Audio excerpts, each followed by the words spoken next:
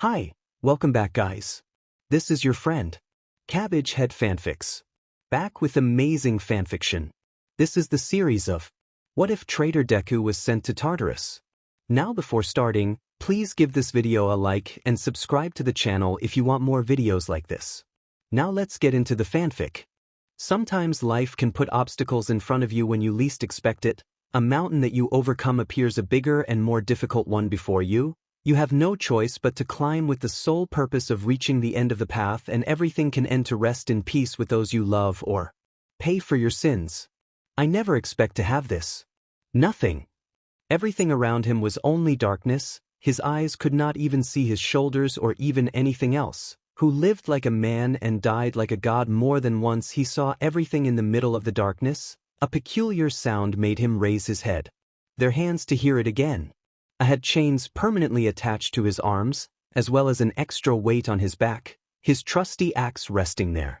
Taking both swords, he hit them together to light one of them, illuminating the place. Or at least its surroundings. There was nothing but him and his weapons. His death was due to his battle against the god of thunder. Though was not someone to defeat so easily, he was truly a god. A few steps like the sound of chains made him look back. Someone was approaching and he never expected to see them after so long. Hades. The god of death was with him. He didn't say anything when he stopped. Do you know where we are? We are about to be reincarnated. If I know, it's because I made sure several souls did it in the past, Kratos. Plus you have my soul with you, that's why I'm here. They both just began to walk through the infinite void where they were. Don't you want revenge for what I did? I can't kill you, since I would kill myself, plus I had time to meditate and think about things like your ghost. I see. A slight light was present before both of them. Let's go, we have to see what future awaits us both. Without further ado they entered the light. He woke up after having the same dream as always, being another soldier in the war, fighting and killing without any mercy, followed by being stabbed by the blade of Olympus, massacring Zeus without any mercy, until he managed to kill him. Sitting on the bed where he was, he made the chains permanently attached to his arms rattle. The freckled man only placed a hand on his face, denying sleep. He waited a few seconds before seeing the cell where he was, poorly lit as well as deteriorated by the weather. Past the years. So some of them deigned to come. He thought before hearing several high-heeled footsteps like people approaching the cell. He just sat in silence as he saw the door to his cell closed. The ghost saw them after so much time locked up, the place being illuminated by the flames that covered the number 2 hero, revealing the freckled man's new appearance. The only woman could only cover her mouth when she saw him, countless scars on her abdomen, her skin was now pale ash-colored. It seems that a tattoo was made here. The mark went up from her eye to her shoulder, the tone of both pupils' greens were now amber yellow. The symbol of La Paz was already seen by the spark of a hero in the boy, who saw him indifferent. What do they want here? Midoriya Izuku, you will be released from the Tartar prison. Director Nizu woke up from a coma and testified, you can now leave to return to the Yuda. I refuse. Crossing his arms, he spoke to the Tsukachi officer who remained mute like the rest. I won't go out. Furthermore, why would I want to return to the Yuda? Boy, we already have proof of your innocence. You can get out of here now. I have something to do here and it is personal commitment. A briefcase was taken from under his bed and he opened it to take something out. And I want all of you to see it, live and direct. A gold coin was thrown into the darkness of the place. Understood. One voice declared in the darkness. Endeavor approached, he was already gone. Everyone saw the boy with long green hair, with their full attention. Bring all those who have turned their backs on me in 3 hours. I want something to come just so I will leave and go to the Yudara. The heroes looked at him seriously while he hid and sat down, revealing the chains attached to his arms. It really must have hurt. Seeing each other, they had no choice but to listen to him and leave. They had the option of removing him by force, but since it was personal, they decided to listen to him. He remained silent in the cell where he was held. In silence he only began to meditate to prepare for what was coming. You're not going to leave without killing him first, right? That's Garu. Seeing the human monster who only had stained gray breathes that were once white. Revenge is not something you should seek, brat, he already told you. A hero does not seek revenge, but justice. I am a warrior, not a hero. As you say, but when you go out be careful with your decisions, boy, and even more so in the sand, remember that they will come to see you. Ghost of a Spartan. The freckled man didn't even turn to look at him and just continued calmly meditating. He looked out of the corner of his eye at a dagger covering its edge with strips of fabric as red as the handle. He had to avenge a friend. Nizu was currently resting in a wheelchair that he would use temporarily, as well as bandages covering his face, accompanied by other teachers and students waiting to see the freckled man who had already been in that prison a year ago. Do you think something has changed there?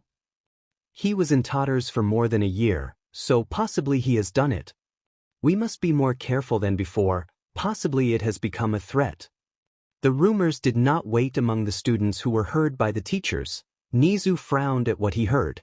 Some heroes had certain similar thoughts, others didn't really know what to say. That boy spent a year with the worst Tatar scum, and now who knows what he did to him or what he became. Class A didn't say anything as they looked down, except for Katsuki, Shoto and Kirishima. Some of them simply never turned their backs on him. The car where Izuku was supposed to come arrived, but he was not there, just the teachers and heroes who went to look for him. Where is young Midoriya? Nizu only watched as the blonde denied before all of them. He will not go out to a? Endeavor was direct as he looked at him and then at the students of Class A and B. If he comes out, it will be when all of you see something that he wants to show you. In 3 hours we will leave for Tartarus. Prepare yourselves. What do you want us to see? Possibly what you have created. You turned your back on me without thinking about the actions I had done for all of you, so prepare yourselves for everything. But no buts, we will leave to see what young Midoriya wants. Lita lowered her head before him. The group of students alone left, all in silence, while the rest of the heroes watched the director in silence. Are you sure about this, director? The boy spent a year with the worst criminals in the world. He was framed and you locked him up, Ryuku. If this makes him leave that place, then we must pay attention. Pushing the wheelchair with the help of President Mick was taken to his office. Once there he saw several videos that the League sent accusing young Midoriya of being a traitor, and the last one showing how he was the one who left him in a coma for an entire year. I sigh to have a cup and some of this same tea. The boy has probably changed a lot in this time. The buses were already at the entrance of UA. All the students with their respective costumes improved by time boarded them, especially Class A and B, as well as the former Big Three, some top heroes. The only teachers were Midnight, Isua and Black King with their respective students. No one said anything the entire way, which was seen by everyone. Even several storm clouds were visible in the distance. The symbol of La Paz felt that something very bad was going to happen in a short time. They arrived at Tartarus to see that Sakachi officer who was waiting for them. The students came down one by one and stood in line led by their teachers to the interior. They reached an elevator where everyone could fit and went down to the top floor. They were incredulous to see that there was another one below this one, which should be the lowest area, but there was another one. A long stone hallway with torches awaited them. Teachers and students only raised their guard as they walked carefully. Nizu was in front pushing his wheelchair by himself. No one said anything when they saw how he walked confidently until he reached a double door. It opened, revealing a larger dome, which stood before everyone. Please come in and take a seat. It was a living room with several seats all for themselves. No one said anything and they just went by to each take their respective seats. Heroes and heroine could only see a little because of the lights. Kyoka and Shoji used their gifts to hear the ground. They opened their eyes at what they heard. There are hundreds of people here. The rocker spoke to everyone who saw her. A light suddenly turned on, revealing the distance to a man who had a microphone in his ear. Welcome to this, which is the most anticipated fight of the year, where it will be decided who will be the champion of Tartarus. The room lit up completely, showing an immense coliseum where the man was standing. Thousands if not hundreds of people surrounded the place. From the clothes they could see that he was from the upper class. Nobles who applauded with emotion, their excited footsteps were audible to the heroes, who saw everything from the balcony where they were. Champion of Tartarus. All Might shouted in shock like the others. Not even Nizu expected this. Today, the fight that everyone was waiting for will take place. In this corner, the traitor of the Yu, who was once a hero. The bars opened, revealing him. With more than 54 consecutive wins, 0 losses. Izuku Midoriya. After so much time they managed to see him. His hair was longer, tied in a ponytail. Black breastplate with red wolf markings. Its back was covered by fur attached to the back that surrounded its neck like shoulders. Forearms covered in red cloth along with chains that went to his back where 2 twin swords rest next to an axe. A pair of LTHR breathes, trailing from his waist along with golden boots decorated with wings on his heels, carrying a dark Spartan helmet with a cut over the right eye as well as a mark on the left side.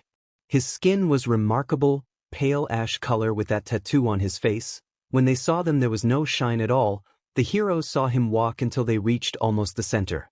Nobody said anything to what they heard. Heroes looked at each other and then at the sand where the freckled man was. And now, the man who has never been defeated, was never defeated, only by the current symbol of La Paz. All Might. The people remained silent at all times, even the heroes were serious. Mirko, Hax, Endeavor and Isua felt a burning sensation in some of the scars they had on them, a burning sensation in scars that they will never forget in their lives. With 499 victories and 1 defeat. He is here to protect his title from those who threaten his position.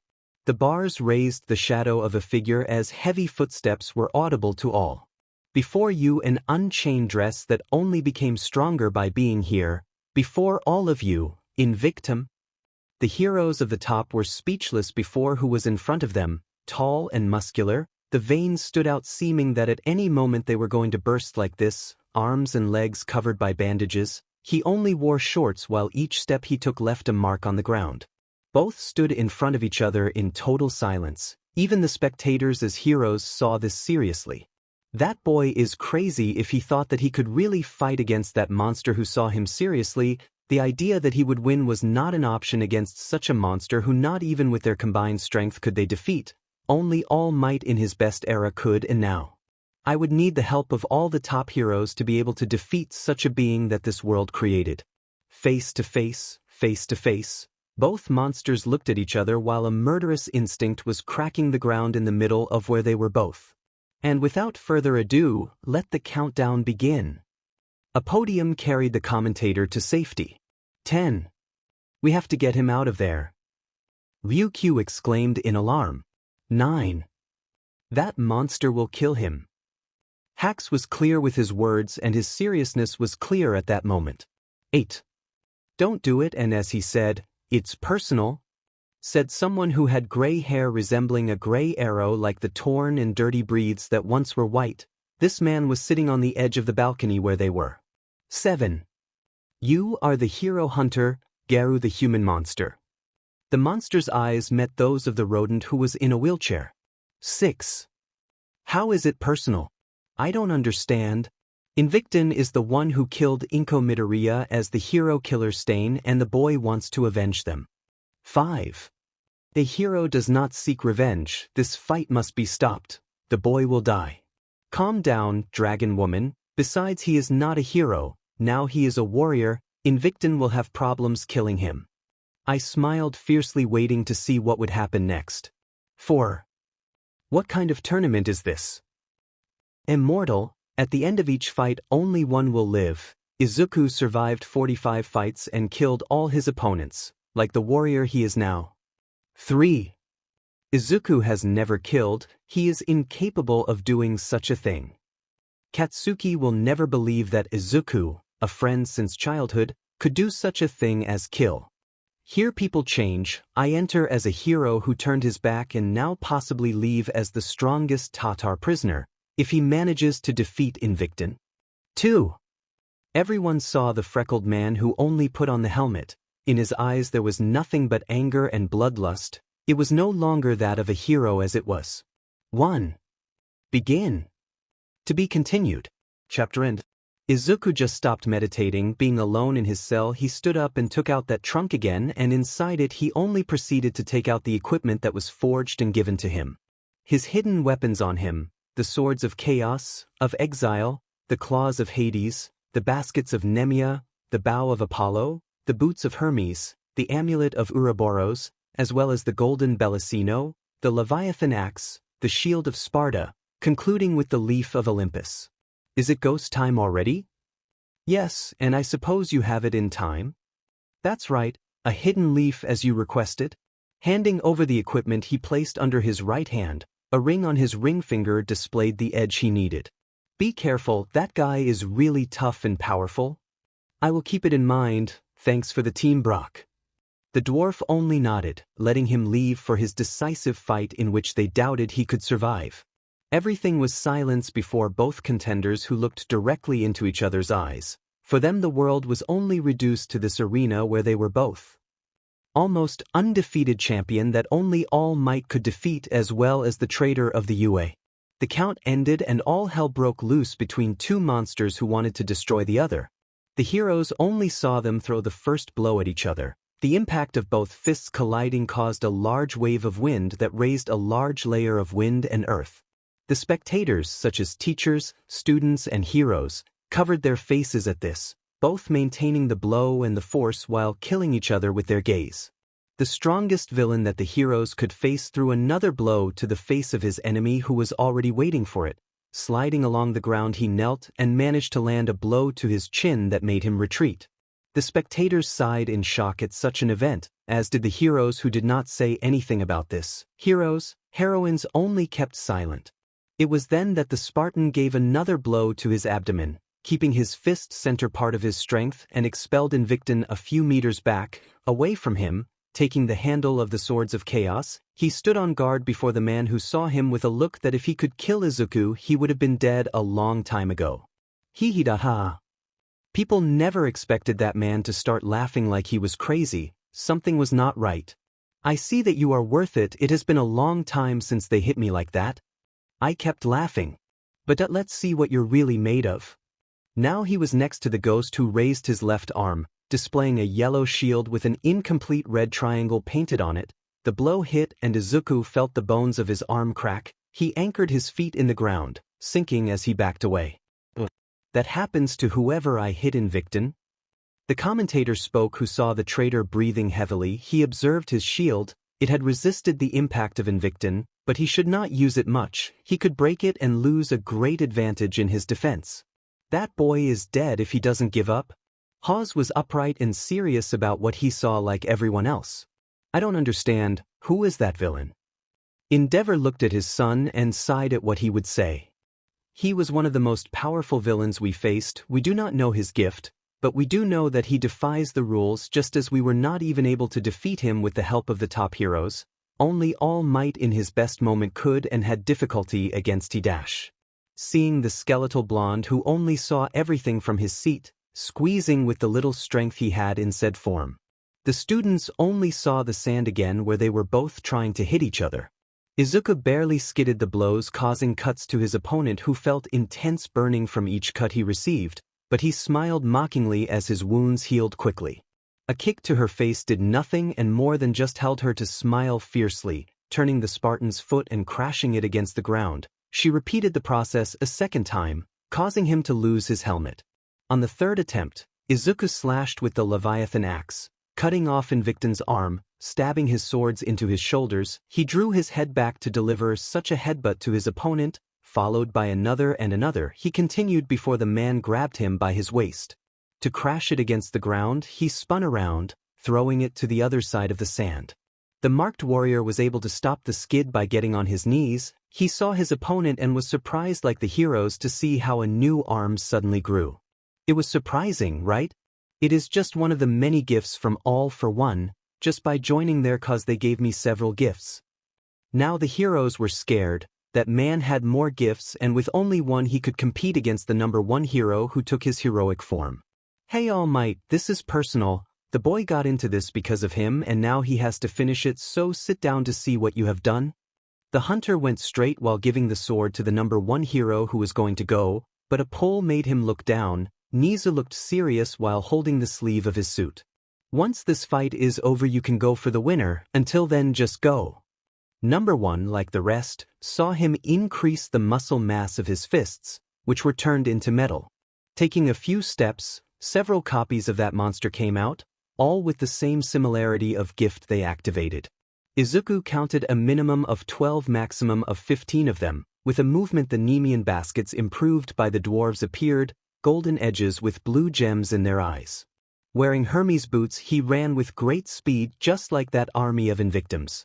Skidding across the ground, he hit the first with a strong right hand, and hit the second with a left right in the center of his stomach, which made him take the fourth and fifth with him. With a jump, he stopped, connecting with a blow of mass to the neck of the sixth.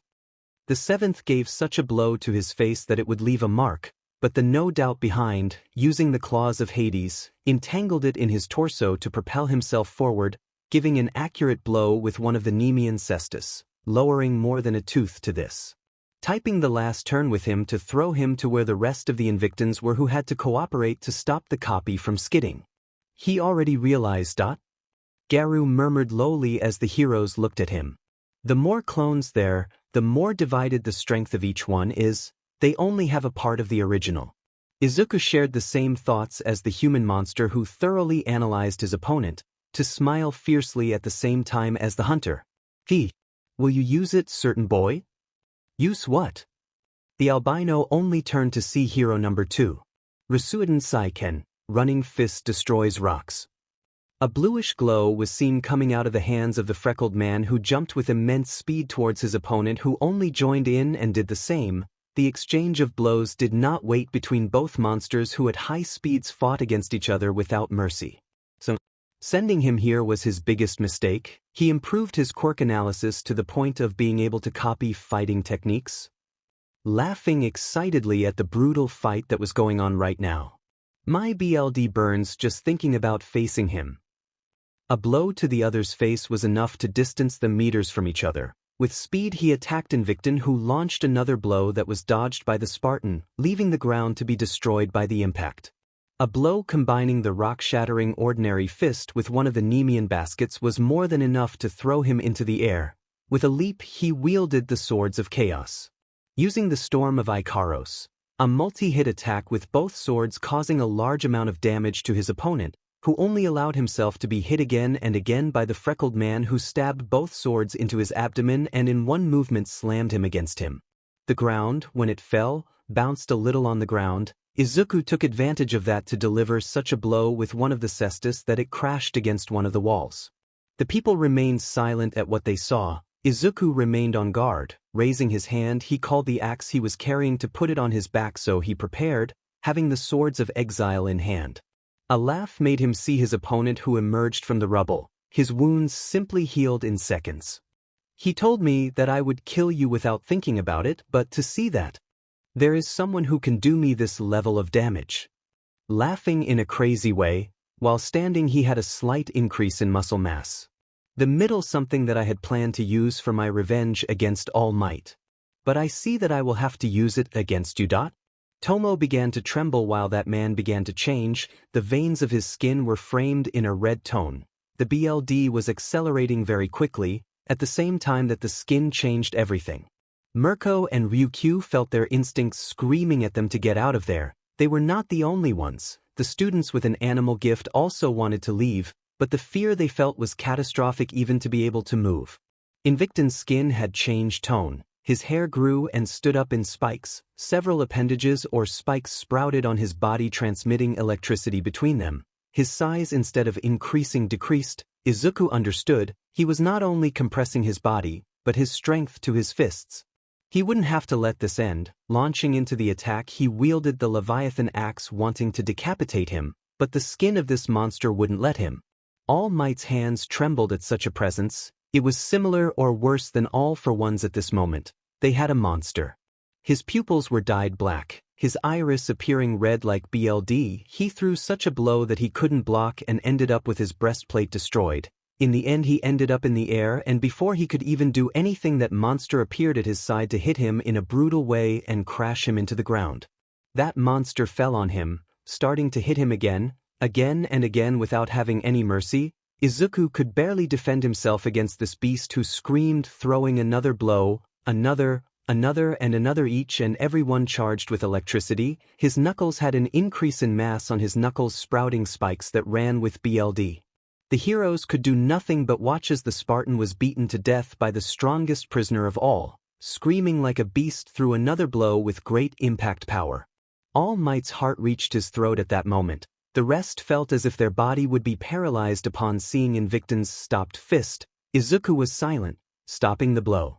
Toshinori Yagi could see purple marks running across the freckled man's body. Nizu observed the slight increase in muscle in the boy. Katsuki just watched those green rays change into flames that danced across his body. War for all 50%. He roared as he saw Invicton, followed by giving such a blow that he made him retreat several meters until he collided with the wall. The prisoner was about to stand up when a strong blow to his face sank him against the concrete again. A large crater appeared. Created behind him by the impact, the stands will not withstand the impact waves of these monsters much longer when fighting. People retreated out of fear, moving away. The heroes only saw the freckled man land several devastating blows that surely shattered his bones with each blow received: abdomen, shoulder, face. Taking the swords of chaos, he covered them with that fire to cross his shoulders, giving a headbutt that cracked his skin. He jumped back, releasing his chains and then holding them to turn and crash him against the ground. Attracting him back to him with a strong blow with one of the baskets that knocked out some of his teeth, he was far from worried or afraid, he just got excited. Catching one of the baskets with just his hand, the heroes only saw him begin to struggle with brute force, destroying a large part of the floor of the arena where they both fought. The heroes never expected to see this level in someone like Invicton. That monster was now stronger than before. All Might just touch his wound. To see his hands, he felt so useless right now. No matter how much he could fight 3 or 24 hours, that monster could beat him right now.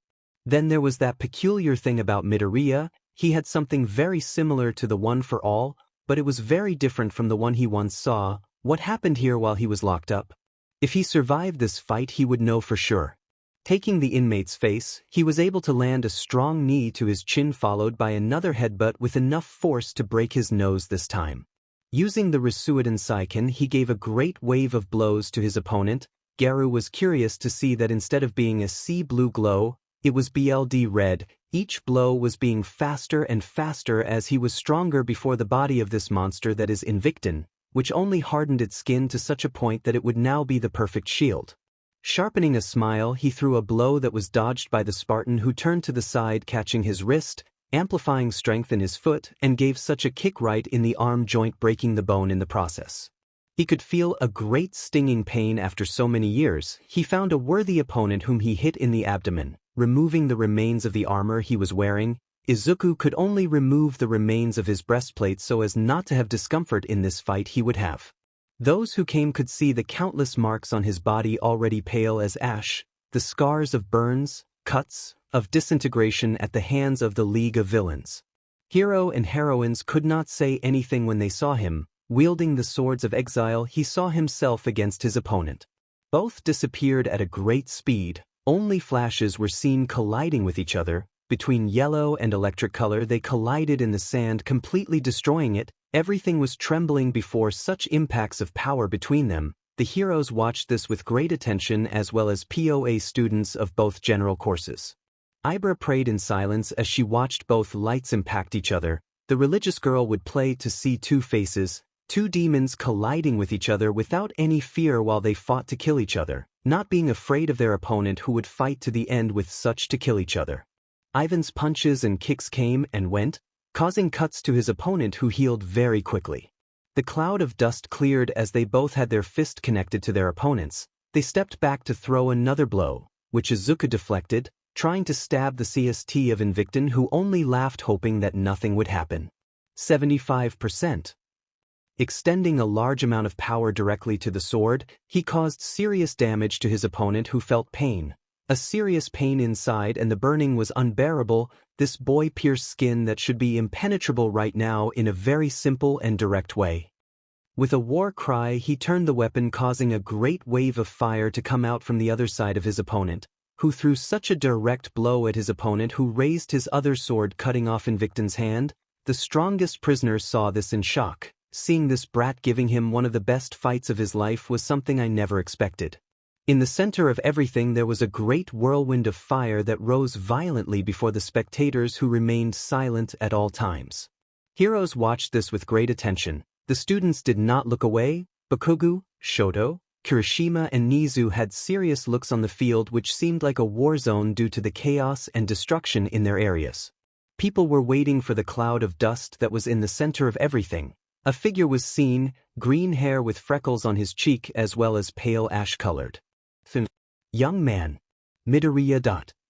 All Might had to see how the freckled man was crossed by Invicton's arm, right in his abdomen. Katsuki stifled a scream at what he saw as well as the rest who were stunned by what they saw.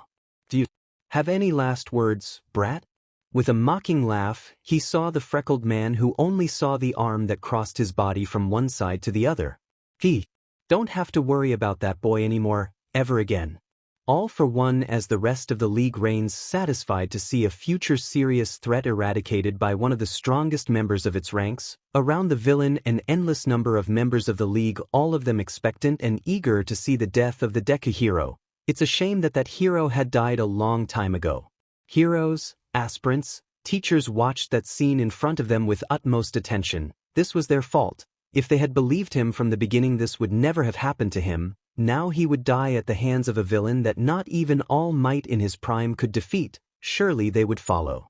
Only one thing came to the freckled man's mind, an image of her. His mother came to his mind at that moment, her smile, only the one a mother could give in those moments when no one believed in you any more than a mother. Invicton only saw how in an explosion of flames the brat pierced his shoulder with one of those swords, raising his head to look him in the eyes while smiling at all the spectators. 100%. It was a kind smile that caused fear in every villain who saw this. All for one felt a deep chill run through his body. He felt fear after so many years and all because of a smile and word from that boy. The heroes remained silent and mute, but hope rose in them when they saw how he smiled. Only a hero could smile that way. With war cries, both began to hit each other at high speed. Each blow was accompanied by a great burst of fire and electricity wanting to defeat their rival in this combat, destroying with each blow, tearing the skin of their adversary, destroying bone causing bruising and internal bleeding. They didn't know how much time had passed but both continued hitting the other. Even the villains like the human monster among others felt mercy. With a war cry a final blow to the Invicton's face. Removing the sword from his shoulder, he cut his arm with a clean cut before connecting a precise blow to his face, crashing him against the ground. I raised a huge tornado of fire and wind making the whole place trembled. The Tartarus trembled before the power of Ghost of Spartan. The heroes kept the students and spectators safe from the debris that this fight had released into the stands. Those two had not held back at all in this one-on-one fight. In the center of the entire epicenter the heroes saw Izuku tear off the arm that was in his abdomen. Using the Ouroboros amulet he rewinded his body until he closed the wound that Invicton had given him. He looked at the lifeless body of the all-for-one servant who was lying lifeless on the ground. The rest saw the BLD coming out of his head and neck as well as the freckled man who just turned his back and walked in silence, leaving the sand. Destroyed with a huge crater behind. The winner and the new champion and the strongest prisoner of Tartarus, the traitor of the UA Izuku Midoriya. The commentator exclaimed before all of them who remained silent. The heroes did not believe what they had just heard and saw him leave the way he came, leaving this arena that was destroyed by their fight. In truth they would take with them not a hero but the proclaimed strongest prisoner of all, the worst prison in the world. To be continued. Chapter end. People only shouted. Cheers and support could be heard, but they ended when he saw him fight against that monster that was killed by his hand. Leaving the stadium directly into the hallway, he only leaned against a wall and was able to spit out a large amount of BLD, the red liquid falling from his eyes, ears and nose. Cleaning what was left in his mouth, he only used one of his swords to burn the BLD on the ground. Shaking his head a little, he stood up straight before attracting his axe by simply raising his hand. Taking a few steps, he clenched his fist tightly before regenerating all the energy. Internal damage he suffered this fight. Being better, he placed the axe on his back to begin walking seriously. Seeing the hidden wave filled with the BLD of Invicton, he only made a movement deploying the blade and seeing his eyes on it before putting it away. Turning down a hallway he met them, Class A, heroes and teachers, all of them looked serious. One of them walked until he was in front of him. After so much time they both saw each other again, the seriousness was present at the same time. The atmosphere between them was really heavy. His fists clenched at the boy who looked at him with an anger larger than anyone else there as he held his swords covered in fire. Nizu stopped a fight between the two who remained standing. He will return to the U.O. whether they want it or not. Moving forward with his wheelchair until he was in front of the freckled man. Young man, let's talk in private. Both were in the cell belonging to the boy who dressed in a spare armor that he had. He would have his own repaired, storing weapon by weapon in his already suit along with everything necessary in this. I would like to alter my professional license by changing it to anti-hero as well as the name and be allowed to kill. The name is fine, that anti-hero thing is in doubt, but kill. If I learned anything here it is that sometimes to be a hero you have to take the role of a villain. A thick brown fur was placed over his back and shoulders, followed by the chaos swords and leviathan axe. Will you kill those who deserve it? RPSTS, traffickers, mafia and anyone who has anything to do with the League of Villains?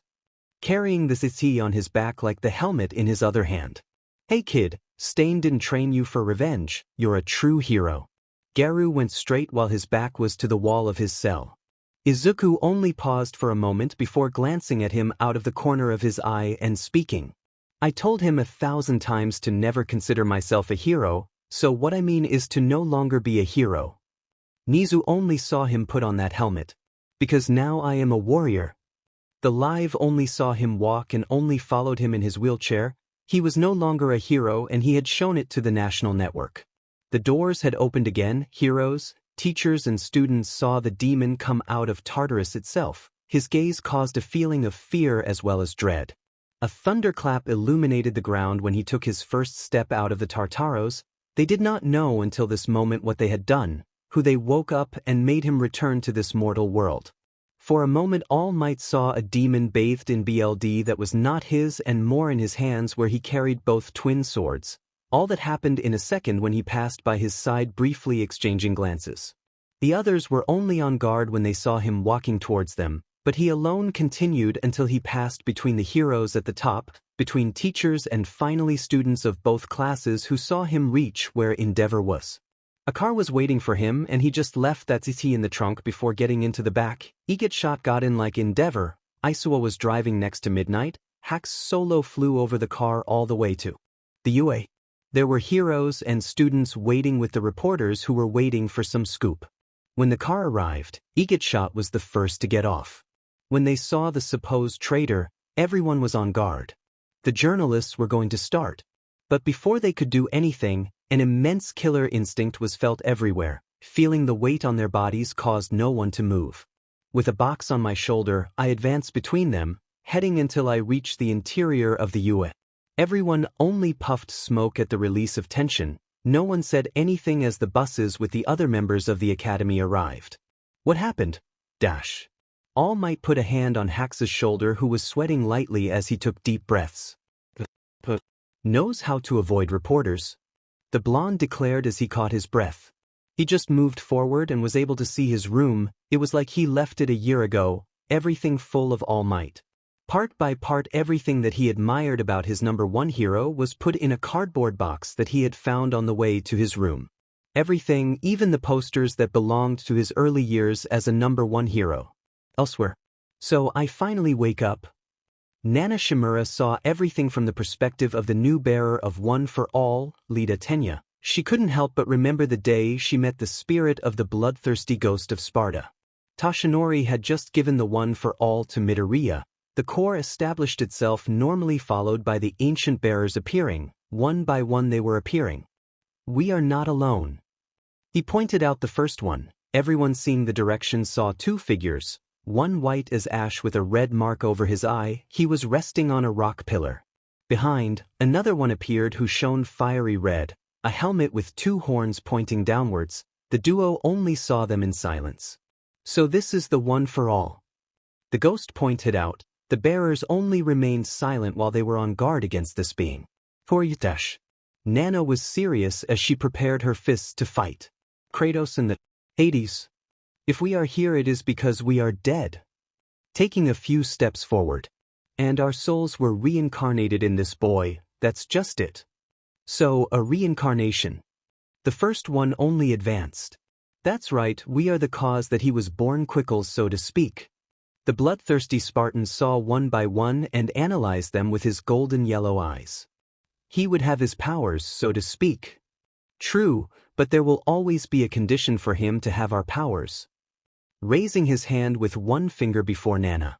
Betrayal dash.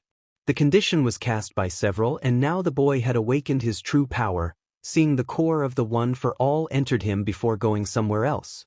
The place where he was right now was covered by fire. Behind him he saw the core of what the boy created. War for all, shining like a sun, having an orange near the scarlet core. Do you need something, Nana? The woman only turned to see the boy who was wearing that suit that she got in Tartarus. Absent the helmet, she saw the red mark that surrounds his left eye. What will you do now? If I continue in the academy it is because of my mother, only because of her. Once I get my provisional license I will just be one more of the bunch. Killing.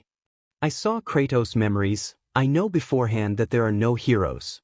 There are no villains, only people with power and who can do whatever they want with it. Nana only saw him raise his hands, showing images that left her horrified. Being a woman, she felt anger, hatred, rage and bloodlust when she saw how there was a BSTRD flying at a girl who didn't even look more than 11 years old. Then she saw two swords. Stabbed into his flesh and was thrown against a wall. He died being beaten to death by the Spartan.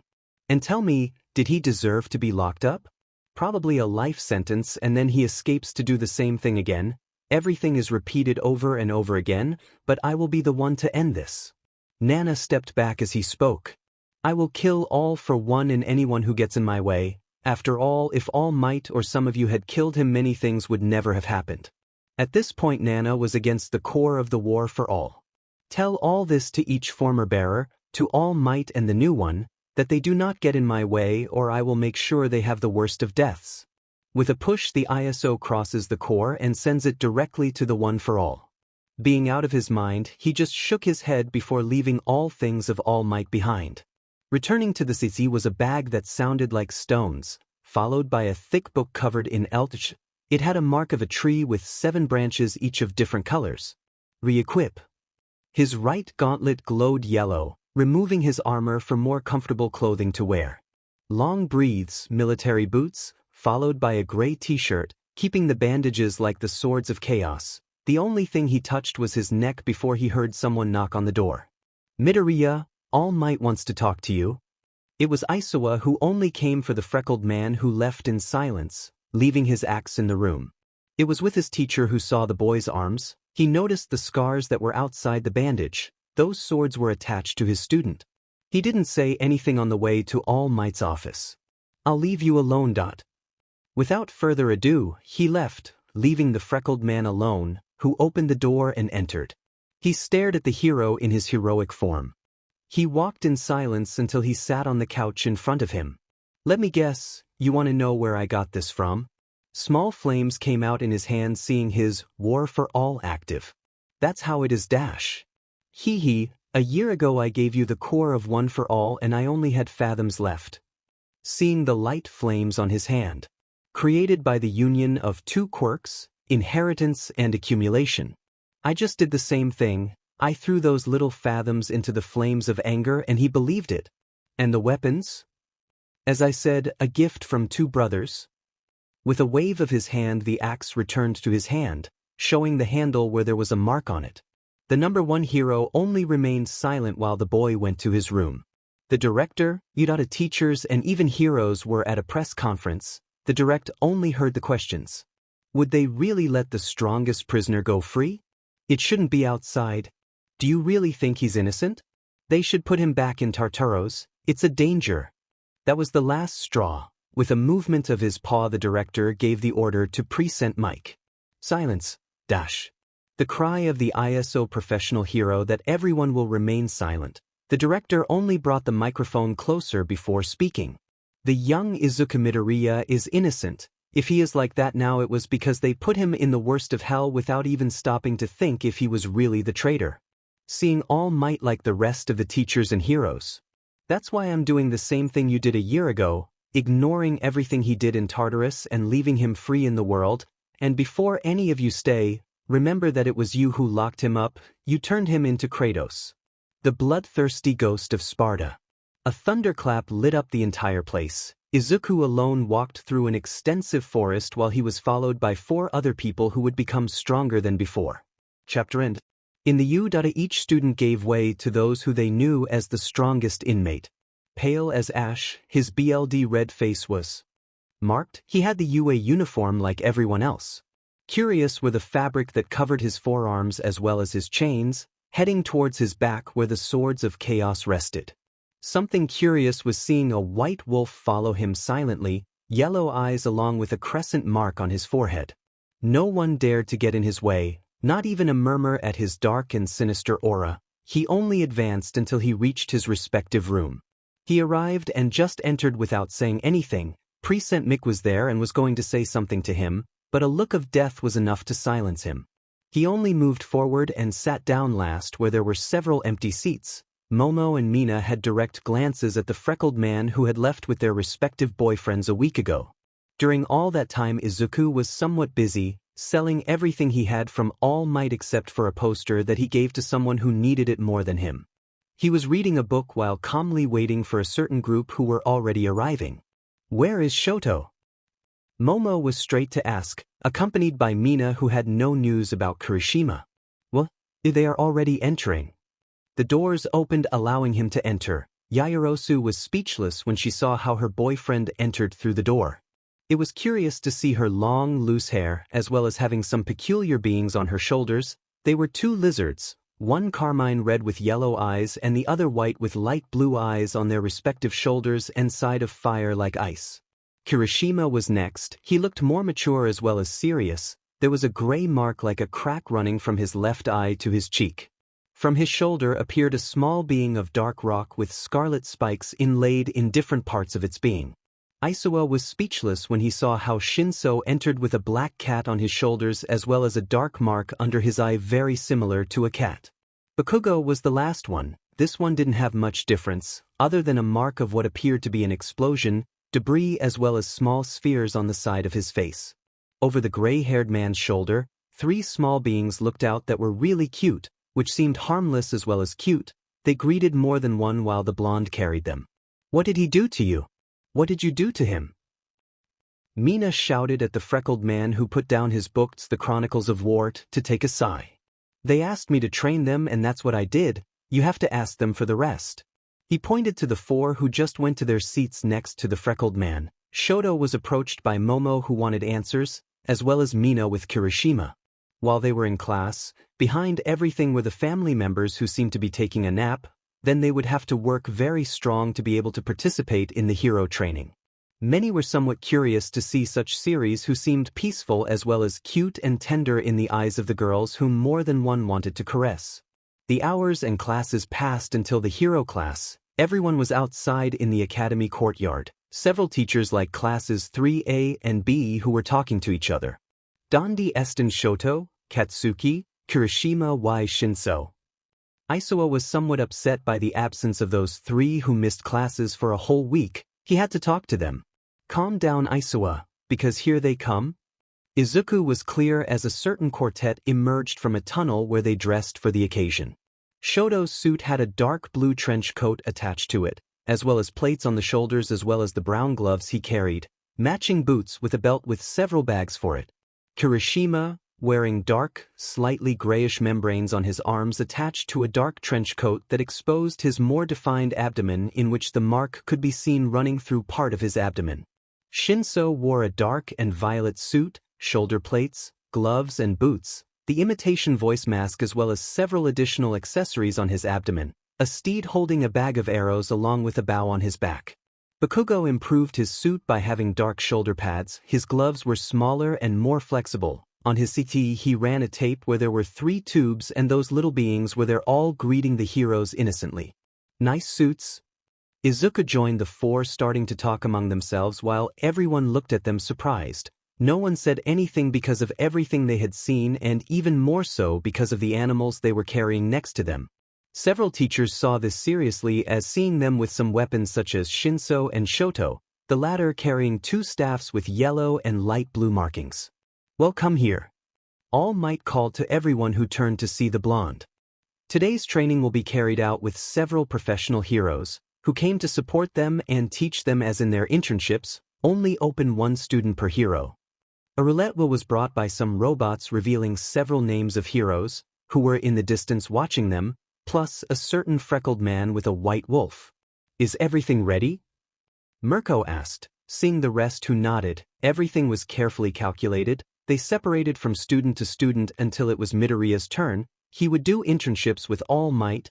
The roulette wheel had the mechanism to be the one who would take him as a pupil again. The wheel began to spin while one by one the students went with their assigned heroes. Shinso ended up with the ninja hero Edge Shot, who would be a good teacher with him. Izuku taught him the art of weapons as everything necessary to become stronger. The next on the list was Izuku Midoriya, who saw this with disinterest. Everything was planned with caution and dedication for the week. Only everyone could make him be someone good, although some did not share that thought with others. The roulette wheel continued to spin. Between the heroes, Power later pressed a button causing the special machinery to activate. "And young Midoriya will go with Dot?" The roulette stopped on a name and everyone smiled when they knew who would take care of the boy. The heroes knew it more than anyone. Ryuku. Everyone fell silent while the heroes and students turned to look at the blonde, who was speechless at this fact. A hand rested on her shoulder as she turned around and noticed Mirko's melancholic and sorrowful look. That was already strange in someone like her. "I wish you luck with the strongest prisoner." "Thank you, Mirko, thank you." The number 1 hero only stood paralyzed where he was, whiter than a sheet of paper, while Izuku only advanced to the exit. Ryuku only gathered his courage and went with him. She met him when rescuing little Eri. He was someone kind and gentle. His smile gave him away, but he would also be the first man who would be in her care, and she didn't know what to do with him. "When I went down and saw him, I swore I saw for a moment the smiling Deku who could do it, but now there was only Kratos, the ghost of Sparta, as well as the strongest prisoner of Tartarus. There was no word between them. They just started walking until they left through the main door of the UA. There was no failure. The dragon turned to see him. She was surprised by that. He knew it. Har later is a perceptive person. He made 2 controls, the original one he had and a spare one, which Nizu used to turn off the machine. "So it was something al-Asar?" "Yes, from now on I am in your care, and tell the rest to plan things better next time." Without further ado, he put on his helmet to start walking with the dragon heroine, who didn't know what to say or do with him. At UA, Nizu only attended to mutual paperwork while ignoring the serious look of All Might, who was somewhat annoyed. "Do you know what the director did?" "I turned off the system that you created to be the one who gave internships to young Midoriya, and now he is under the supervision of the Ryuku heroine." The rodent answered calmly while drinking some of his tea. "She is in the top 10. Yes, but what do you think she will be able to do with him when I save someone? Did I kill him?" The silence between the two was long and uncomfortable. For the first time, the number 1 hero had nothing to say about that. If he saved people, it would be fine, but if he killed, what would he do? He knew more than anyone that he was given a professional license, with sole permission to kill. He was the first hero who could kill. When people saw him, they moved away out of fear. All of them did not want to be close to someone like the bloodthirsty ghost of Sparta. Ryuku saw that. People couldn't help but see him with fear, panic and terror. More than one looked away, and even heroes backed away just by seeing him. Now she had the mission of making him a good man and guiding him on the right path. That would not be easy at all. He saw the dog that accompanied him, following him without fear, only with confidence. He doubted where he got it from. He had never seen a breed like that. He became alert when his protected man turned sharply and looked in a direction. He thought something would happen, but nothing happened. Even the dog was alert, growling with guard up. "What's happening?" "Thirst for BLD." It was a simple explanation. Ryuku raised one of his eyebrows at that.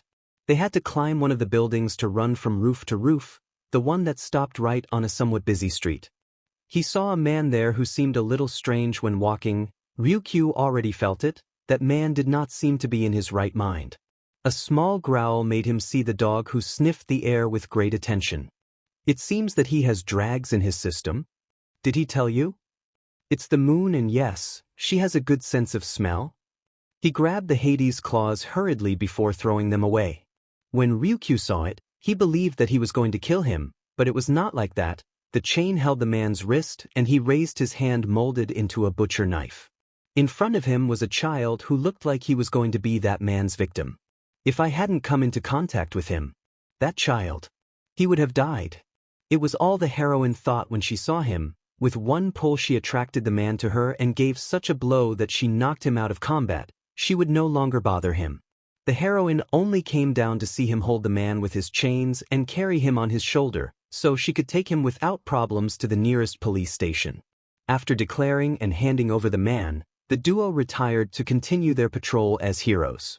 She no longer knew what to think about the boy. She killed the strongest prisoner in the entire Tartarus, possibly being the strongest man in this world. Not even she or some top hero could do anything to him. Just maybe if he together they could all do something to this boy. I watch as he stopped suddenly. He took out one of his swords before something fell on him. The heroine could only see the cloud of dust that rose where her protege was. She looked to see if he was okay. He froze. Seeing him there, he was stopping a high-end Nomu by impaling his head with one of those twin swords. Izuku just threw the body aside to see a large wave of high-end Nomus go after him who already prepared his swords. It seems that they were desperate for the power he had right now. All for one was afraid of him. We'll continue. Chapter end. So you will no longer be a hero? Stain watched the boy meditate while he was in his cell. The inmate with pale skin absent of his tattoo was silent for a moment. Yes, a hero would never seek revenge, and maybe it doesn't give me the peace I'm looking for, but there is someone who must end everything. Do you plan to kill them once and for all? Only all for one, but if someone interferes I will have to take charge. Stain sighed at that and just left. The boy made his decision. He would not kill someone who gave up being a hero. Sometime later. Months had passed since he was locked up. Right now he could see him from a distance, fighting against the strongest prisoner in all of Tartarus and falling dead for having used his gift with the BLD of Invictin. The prisoner's BLD was poison, another gift given by All for One.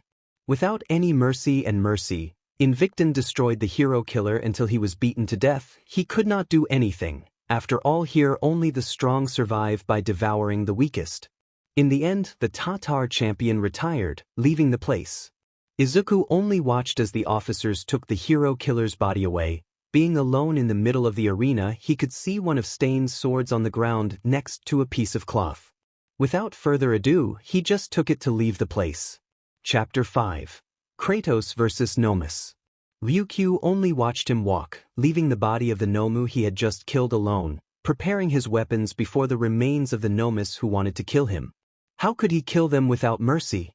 He left that thought before putting himself on guard. He had to stop every Nomu and prevent them from hurting a civilian.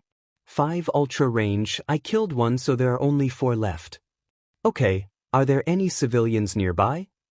No, everyone fled from here when they saw me arrive. They don't want to have the strongest prisoner nearby.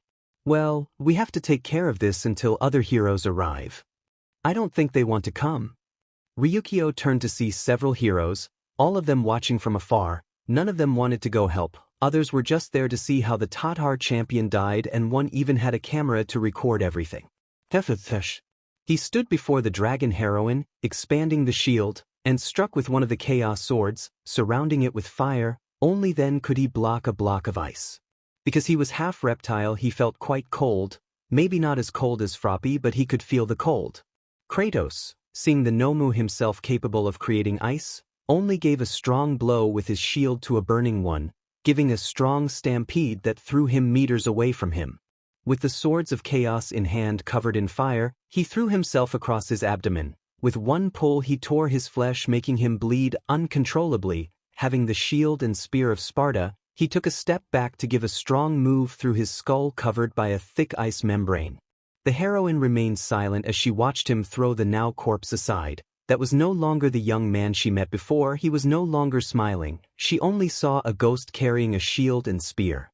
A roar took her out of her trance. Another of those Nomus was coming for them. Her speed was incredible. She raised her arm, which was charged with an electric fire, and threw the first blow. Izuku only dodged such a blow, surrounded Ryuku with his arm and jumped, avoiding the shock wave that destroyed the ground. He left the blonde before in one motion he wiped the BLD off the axe he placed on her back. Let's go for the last two. And what about? Looking back, he saw his right arm and his head fall away from his body. At what moment? The heroine was silent at what she had just seen. She killed 2 ultra range in seconds. That boy was truly impressive. It's a shame he only wanted to kill. Come on, there are 2 more to finish. She nodded before seeing the last Nomus, one a flyer himself who would take charge. He must do something for the moment. Izuku saw the second one, large, robust and covered in metal. That was his. Ryuku, I'll just give you some advice. Which dash? Fight, but not like a beast but like one. With the Nemean baskets he ran to the metal Nomu. Ryuku only denied that before running and transforming into a dragon, taking the Nomu in his claws and taking him to an elevated area. He ignored that and only raised one of the bear baskets to connect his fist with that of the Nomu, or so he thought. He avoided the blow to hit him in the face, cracking his face from the impact. He stepped back before running, jumping, gathering the baskets, and hitting his head with a blow from the maso that knocked him down. In the air, a news helicopter was broadcasting the air battle taking place between a flying Nomu and Ryuku. The heroine remained in the air watching him. She had some scratches due to the powerful steel claws that the Nomu carried. You don't have to do this, we can help you. And why do you think I did this to myself? Several thorns grew from his shoulders and shot towards Ryuku, who managed to avoid some, but only one hit his body. Kirishima saw this, as the rest of the students and heroes who appreciated this. Ryuku held his head as he began to fall. Those thorns had something which caused his condition, and everyone will notice it. Izuku dodged another blow. Holding the arm, he applied a key that pinned it to the ground. While there, he kicked his elbow so strong that it broke the bone. Ryukio! The heroine could not maintain her position, no longer being able to stand out from the sky before the horrified gaze of everyone. War for all, 50%. Running with speed, he reached the woman who lost her dragon form. Before being saved by Kratos, sliding along the ground, she only saw the flying Nomu like the steel one. Seeing the blonde, he noticed her leg with both thorns embedded in it. In one movement he had to remove them. Ryuku groaned at the pain. Curse dash. He wasn't that good at toxins, but if he had something that could alleviate any toxic agent in the BLD, it only required a sample of the poison. From his belt he took out a small tube of a yellow liquid. Holding the thorn, he crushed it to the point where a few drops fell. Rocking the tube, he changed the color of the liquid to light blue. Take this, it will cure you. He brought the bottle up to her lips, but she couldn't do anything, not even open it, and she reflexively closed her lips as the glass hit her mouth. Don't complicate things more. I had to run to avoid more of those thorns like a tackle from the steel Nomu. Being far away from both those who saw him, it made it difficult for him to have to protect Ryuku, as she did not want to drink the antidote. If he didn't want to, he would have to force her. He had to take said antidote, and before the camera he embraced the dragon woman, who drank everything he gave her. Mina and Toru were surprised, as they were very red. They almost screamed because of how romantic it was. Nijire was stunned to see how her teacher was embraced by the strongest inmate. Mirko raised an eyebrow at that. She was really surprised. But it was time for the dragon to get a partner. The boy had his flaws. He was the strongest prisoner of Tartarus, the Invictum murderer, the most powerful villain the world had ever known. And he remained in history for being the alleged traitor of the UA. As well as the fact that everything was broadcast live and direct. All might remain frozen where he was. The boy had the courage to do that. He really didn't know how to feel. Be proud or worried? Everything was confusing. That boy fills me with pride. Well, someone who had no doubt or even a hint of shame in admitting it, was actually surprised by that. But he was worried about a certain brunette girl of former romantic interest who was surely furious right now, and she was. Uraraka squeezed her mentor's arm to such an extent that she caused it to break and ignored his cry of pain completely. For his part, Ryuku slowly regained consciousness while feeling the taste of some medicine. Izuku separated from her and left her aside. Luckily his family arrived. He was not someone capable of fighting, but of tracking and detecting. Take care of her, I have to take care of this. Taking Sparta's weapons he only began to walk, seeing the two Nomus who only went after him with great speed. Izuku was not far behind. He threw the spear that stuck in the flyer, right in one of its wings. At the same time he protected himself from the fist of the metal Nomu. A large shockwave was created that even raised the dust and made it vibrate. The glass of the nearest buildings. He held his shield up before using 50% of the war for all, deflected the Nomu's fist and hit his chin strong with one of the baskets. His jaw was dislocated by such a blow that even some teeth flew out. The heroes in the distance were impacted by said teeth. More than one would have a small scar as a reminder. The steel one stepped back holding his chin, turned towards his opponent who attacked again with another strong blow that made him test the strong ground. Izuku turned around holding the Spartan spear that was still stuck in the flyer who wanted to attack him from behind. With a push the weapon went through him completely. Taking the axe he raised it before stabbing it into his own head which was covered in ice. With one JRK he took off not only his axe, but also the head of the body that was still attached to his weapon. Another movement caused the head to fall to pieces on the ground. I placed the weapon back on his back and put the spear away. He turned to see the steel Nomu, which was on the ground unable to move due to the overwhelming pain it now felt. Ryuku was able to wake up, weak from the toxin. He could see the development of the fight as well as see the boy raise the face of the last remaining Nomu. I'm sure he'll kill him. It was the thought that many people had. Using the Ouroboros amulet he focused the energy only on his chin and rebuilt it until it was as before. Where is the League of Villains? As if I were going to tell you.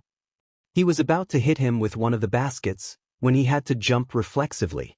He was close to Ryuku. They both saw him, a Nomu larger than the others, holding the steel one who could only scream before being eaten with 3 strong bites by this last Nomu. Its size truly surpassed them, as well as its terrifying presence and skin that seemed to be made of rock or some strong material. Izuku could only smile. Taking out the swords of exile, he began to walk towards this last Nomu who only did the same. Ryuku had to do something. He had to support the boy, but he was very weak. A touch on her shoulder from the dog made her turn around and see. Luna had a Elticher bag with 3 tubes filled with a light blue liquid. It's an antidote. Take one and calm down, I'll take care of this. Without further ado, he just threw himself at the Nomu who was already waiting for him and he just threw himself like a woman against Kratos. This was only the beginning of the second assault. We'll continue. Chapter end. Everything was currently a complete disaster in the city of Hosu. The ghost was thrown to the other side of the city, destroying the asphalt and the pavement, ending up encrusted against the wall of a store. This guy wanted to play, so let's play a little. Leaving the throne wall as his neck fell, just in one movement he attracted the Nemean baskets to go against the Nomu who, so to speak, now had wings that allowed him to take flight. They both went for each other. Everything was slow when he jumped, avoiding a grab and managed to hit his head, burying it in the strong ground. Being on his back, I take his wings to squeeze him until they break before tearing them off with a single pull. The Nomu roared in pain at this. Using the claws of Hades he surrounded his neck with the chain in order to jump. He reached a little far and attracted the Nomu so he could crash it against the ground again. The Nomu bounced for a moment to be attracted to the Spartan who received him with another of the baskets surrounded by fire, all because of the 25% of the war for all that buried his head in his body. The Nomu flew away before being pulled back in, the chain never letting go. Like a ping-pong paddle the Nomu bounced and was attracted to the Spartan who threw it again to attract it. People only watched this in silence. Everything was seen by the League of Villains who saw the Nomu being thrown from side to side. Was that your last great creation?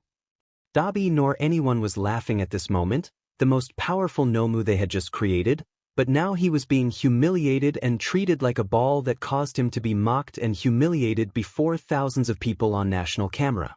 Kratos attracted them to him to deliver another blow, only now he buried it in the ground quite deep, attracting the claw and keeping it to turn his back. Seeing the camera he only made a sign, a mocking one that involved dragging his fingers across his chin, as well as a mocking smile in front of millions. Chapter 6, A Normal Day. Don't try strong, you're infected. Izuku was heading to the UA so he could let recovery take care of the rest. She could help more than him with the toxin that runs through his body now. Behind him a city that was being rebuilt little by little thanks to the Ouroboros amulet. The Nomus, while they were all dead in a pile in a corner, they were already someone else's problem. Thank you, Dash. He earned a dirty look from the strongest prisoner. For helping me, and I must apologize for thinking that you were Dot. He didn't know what to say now. He had to be careful with his words. A bloodthirsty psychopath with great destructive power? That? No, not only that, I can't believe everything you did in just one day. He had to admit, saving a child who was going to be murdered, like stopping a group of high-end Nomus, was something that very few would achieve. This boy was a warrior. Whatever you say, Ryuku, for now let's go to U.A, or so they can take care of you.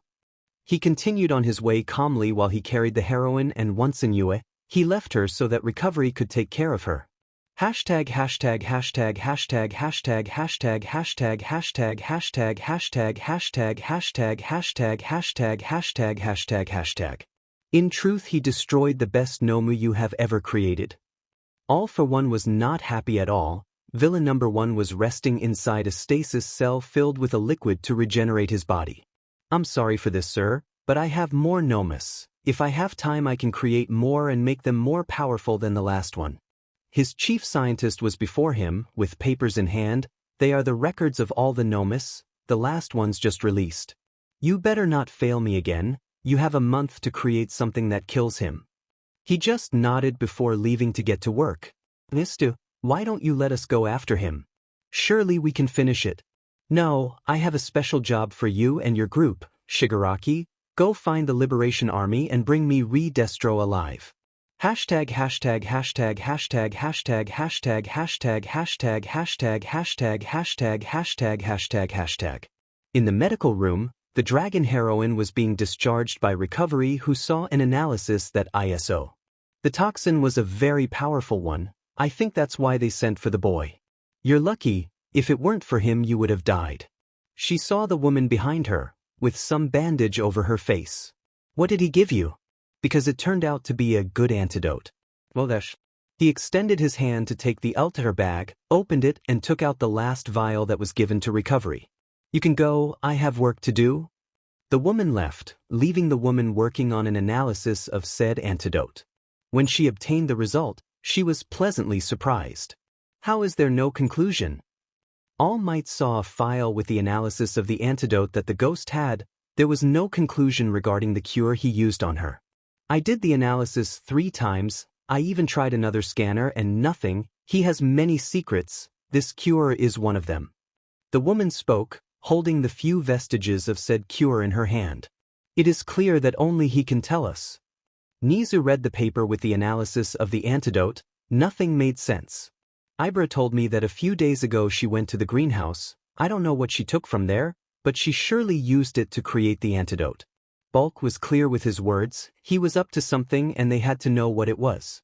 While he is in class, we will go check his room. Midnight ordered. Everyone nodded at her idea. And don't even think about telling him. Isoa pointed out to the director, who looked at them calmly. Well, I won't say anything. More than one saw him and they just left alone with the director, who calmly only dedicated himself to the usual paperwork. Izuku was in the middle of class, in the center of everyone watching him, Isoa at his desk looking at some papers in his hands that he would have to sign. His companions Katsuki, Todoroki, Shinso and Kirishima were there along with their respective family members who, to everyone's surprise, were playing cards, betting on what could be said as food, candy and pet treats. Something normal for the 5 of them, but very strange for them. Midnight was in front of the door of the known strongest inmate. She just gulped before opening it and entering the ghost's room. Upon entering, she was incredulous when she saw inside. The All Might figures were replaced by pieces of wood carved into different figures. The first was a flute, the next what appeared to be a rabbit, bear, tiger among other animals, as well as a red cloth in the shape of a mask on a small altar with what seemed to be the remains of a katana. Looking at the wall behind him, he noticed that the posters were gone and in their place there were several pendants with known edged weapons, but he focused more on one that was in the center and that he had not shown, a large sword, between the handle. And on the blade there was a face carved, around the carved edge a group of 3 people raising their hands. Midnight saw the weapon as serious. Each of these had differences in ability, but they never saw that this one could be made and it should not be in the possession of the strongest prisoner. The first thing should be to take it. If you wanted to get it back you would have to answer some questions. Taking control of the weapon he tried to move it, but he still couldn't. He pulled again and there was no success either. Was it that heavy? Taking his cell phone he dialed and was going to call All Might. He could carry this sword with ease. She stopped when she saw a light blue glow coming from the sword. She took a few steps back by reflex. Some electrical waves ran through the extensive weapon. That was not good. She only saw how the sword simply began to levitate, followed by the others. All of them seemed to have consciousness. It was then that specters appeared holding each weapon. Classes concluded normally, the students going to their temporary apartments as well as the teachers meeting in the office to discuss an important matter. Where is Midnight? Izuku was the last to arrive and did not see the Raven girl anywhere. I thought I was with you. He pointed out the number 1 hero. And I was with you. He pointed to the eraser hero again. The group of teachers only went as quickly as possible to where the strongest inmate was. When they arrived they noticed the door open like the one they saw above. Where is Midnight? Izuku had his gift active as well as the rest were on guard. The students only approached, seeing the ghost who silently pointed above. Upon seeing, they noticed that the heroine was tied and loose in chain bench style. She seemed to enjoy it. The clear signs were her blushing like the injuries she gave while they forced her to bite the handle of a knife. Those present saw her with expressionless faces. Some girls were a little red because of who they saw and well, he was taking advantage of the opportunity and took several photos. For the record, she doesn't want me to take her down. He pointed out the ghost to his teacher. Pull it down.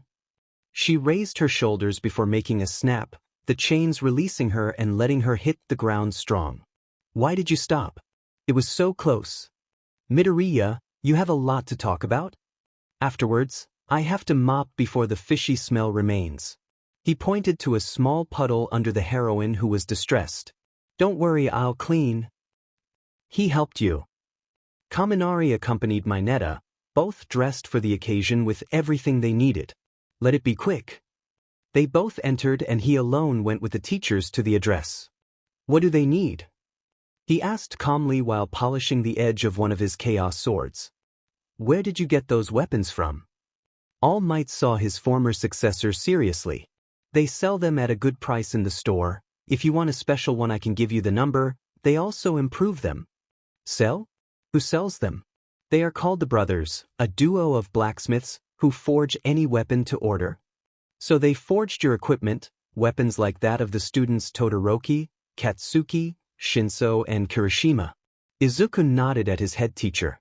How do we find them? Power later wanted to meet the singular duo. Those weapons did not seem to have any mechanism, rather they did not have one. At the orders of the teachers, these weapons were reviewed by the technical support teacher and only the shield had a system to open it, simple but complicated. At the same time, I don't know about that. The weapons are made to order and their relatives deliver them and charge them. Pointing to a unique duo of dogs, they were both very curious bulldogs. One of them with blue skin, his fur unkempt and burned. A sign that he had been bathed was the one who had a medium-sized briefcase at his side. The other, for his part, was the complete opposite, bathed and cared for as he should be, decorating a gold helmet like armor. They both had the same mark on their necklaces. To the blue man he gave the briefcase that was opened. Izuku stew a piece of silver WHPS with golden touches, 3 blades that lit up with electricity. Perfect as always. He gave 5 gold coins that he had saved to the other who, so to speak, had a her bag. With nothing more to do, the duo simply disappeared from there. That was... Yes, they are Shimi and Butchie, the relatives of the All Might brothers. Did you ask for another weapon? An improvement. After all, you can't improve this team, only they can. Declared the freckled man who saw the improvements in his weapons. How do you contact them? You send your family member with the weapon and a note to improve or the design with their ability, they create it and send you the cost. Putting away his upgraded weapons he saw the emissus. Anything else? No, you can leave. Without further ado he left, leaving them in the living room. Izuku continued on his way until he reached his room. Once there he noticed that everything was clean and in the distance he saw Kaminari full of bandages. It must not have gone well with Jairu. Once he entered he closed the door. Taking the rabbit that he had carved, he turned it to a certain position, the same with the other figures, and when he moved the flute the wall opened revealing 4 suitcases with plants as materials that he would use to create the antidote so effective that it had. Taking a request letter from the director, he clearly saw a mission that specifically requested him. They needed a monster, Kratos the ghost of Sparta. Will continue. Chapter end. He already had the objective in his sights, such as the route to go and return in a short time, and without further ado he left the U. When people saw him, they moved out of his way. There was a loose beast which walked with the sound of its chains coming from its arms. With a long jean, black boots, a white shirt concluding with a Elticher jacket that hid his chaos swords underneath, the strongest inmate walked the streets. People walked away just by seeing him, his pale skin and the red mark over his left eye. He was truly fearsome. The supposed UA traitor only walked calmly through the streets. In the distance, some heroes saw him walking through the streets, loose without a guard. What do? We can't arrest him, he hasn't done anything. You just have to keep an eye on him. If he does something we will report it. The duo only stayed away from him as he walked silently in a particular direction. In that area is the commercial district. One of them pointed out. Izuku just walked in silence, receiving looks full of panic, fear and terror. They knew who he was, but what could they do other than freeze where they were and watch him pass? A very similar case like a gazelle that, while walking through the meadows, encounters a jaguar who sees it. The animal stays where it is paralyzed with fear without moving a single muscle, and the jaguar just continues leaving it behind, giving the gazelle the opportunity to escape. That's what he did to people when he passed by them. There were officers in the distance watching him walk. A large group gathered with some heroes all hidden and going unnoticed. In another part there was a place full of people in complete chaos due to the calls they received from upset people regarding a certain inmate on the loose. They were watching him walk through a satellite. They were watching him and they would not lose sight of him. The president along with his director of national security saw the most dangerous person to date walking through the streets with calm and serenity. They had already called an army which was preparing. The arrest warrant was needed, and so they would go after the prisoner. This time they would put him in a hole where he would never come out. He only had to break the law. Even a minimum would be enough. Kratos. Someone called him by his hero name, or anti-hero. He turned around and to the horror of the heroes such as officers and minister, it was a woman with blonde hair. Ryuku, are you also coming to shop? Yes, today is my day off, but anyway, what are you doing here? Ah, not much, I have to do the shopping for the month. From his pocket he took out a list along with a credit card, which belonged to the UA. I'll accompany you. Come, I know a good place where there are offers. He just followed her without saying anything. While elsewhere, many heard what the Spartan said and had hit the ground strong. Chapter 7. Calm before the storm. The director could only laugh as he heard everything that happened in just 30 minutes. His student Izuku Midoriya only went out to do the shopping for the month and already caused many heroes, officials, like the president himself and the director of national security to act as if they were a third war would break out. Wait, give me a moment.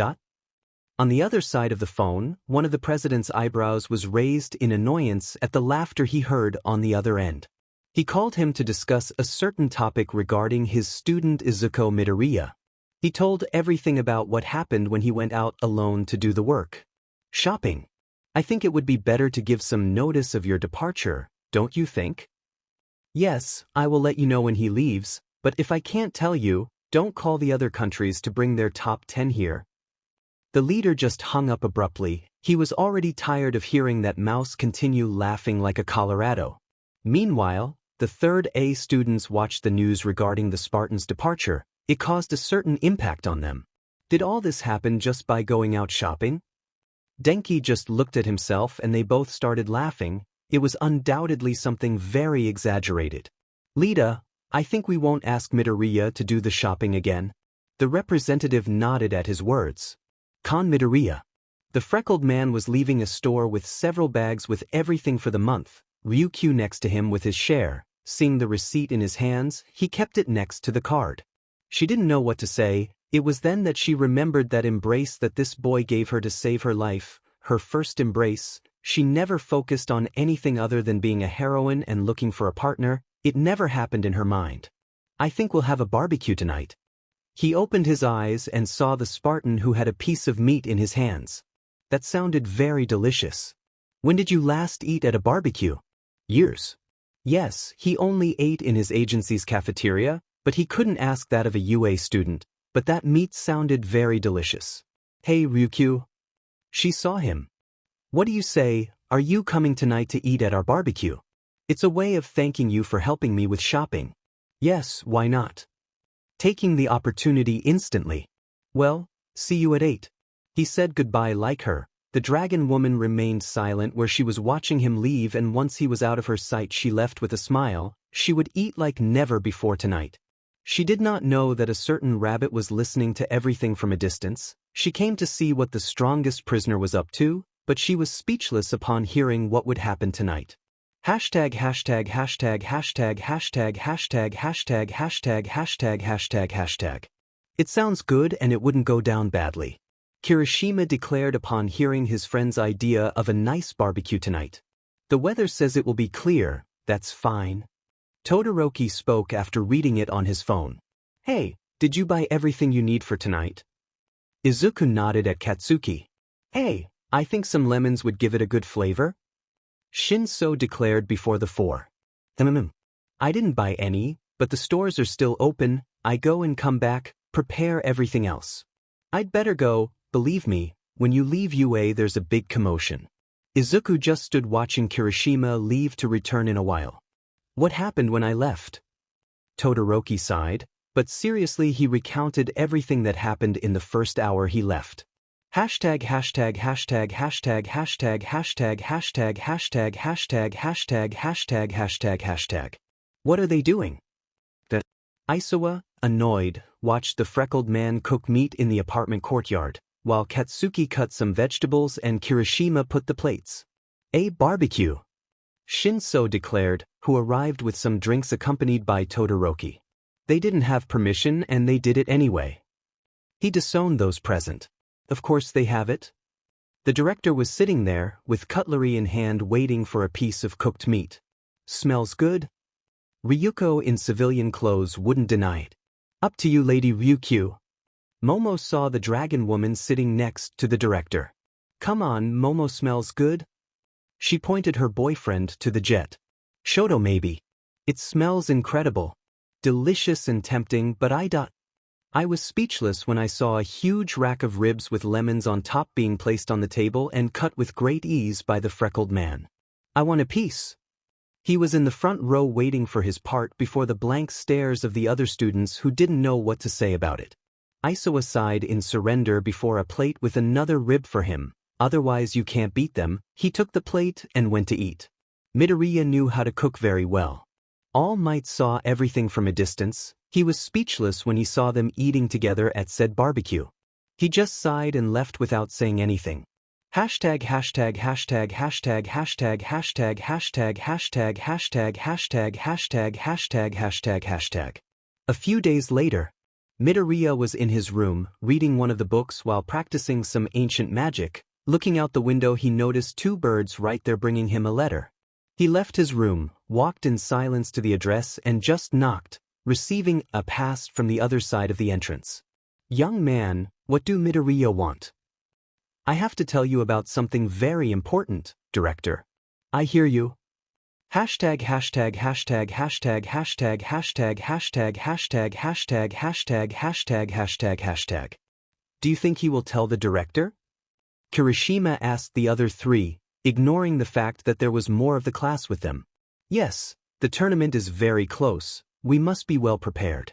Todoroki pointed out reading a book. I already want to destroy my opponent. With an explosion created, I already wanted to be in the arena one-on-one. Calm down, it's just a little while and she will be able to rest. Letting his cat climb onto his lap to receive a pet from his owner. What are they talking about? Lita asked the 4 who looked at him for a moment and ignored him. You will know in time. For now I will tell you that soon there will be something big here at the Udata. The delegate only became more serious by his words. Katsuki, he was not someone who lies. Hashtag hashtag hashtag hashtag hashtag hashtag hashtag hashtag hashtag hashtag hashtag hashtag. So they have it? Yes, I already have my fighters and it has already been decided where to fight. I just need permission. The director thought about it and saw him. Well, you have my permission with one condition. Seeing him with his natural smile. Which dash? I was already afraid that I would ask.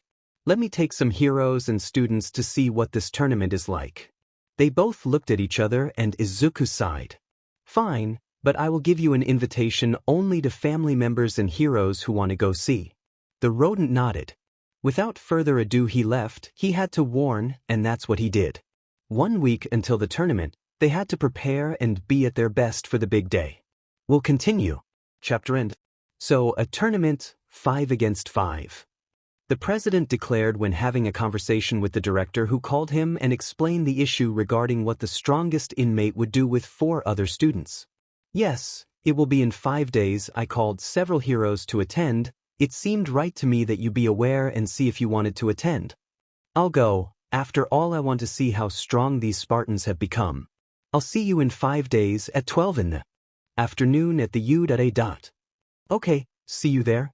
Hanging up, before turning and seeing her director of national security.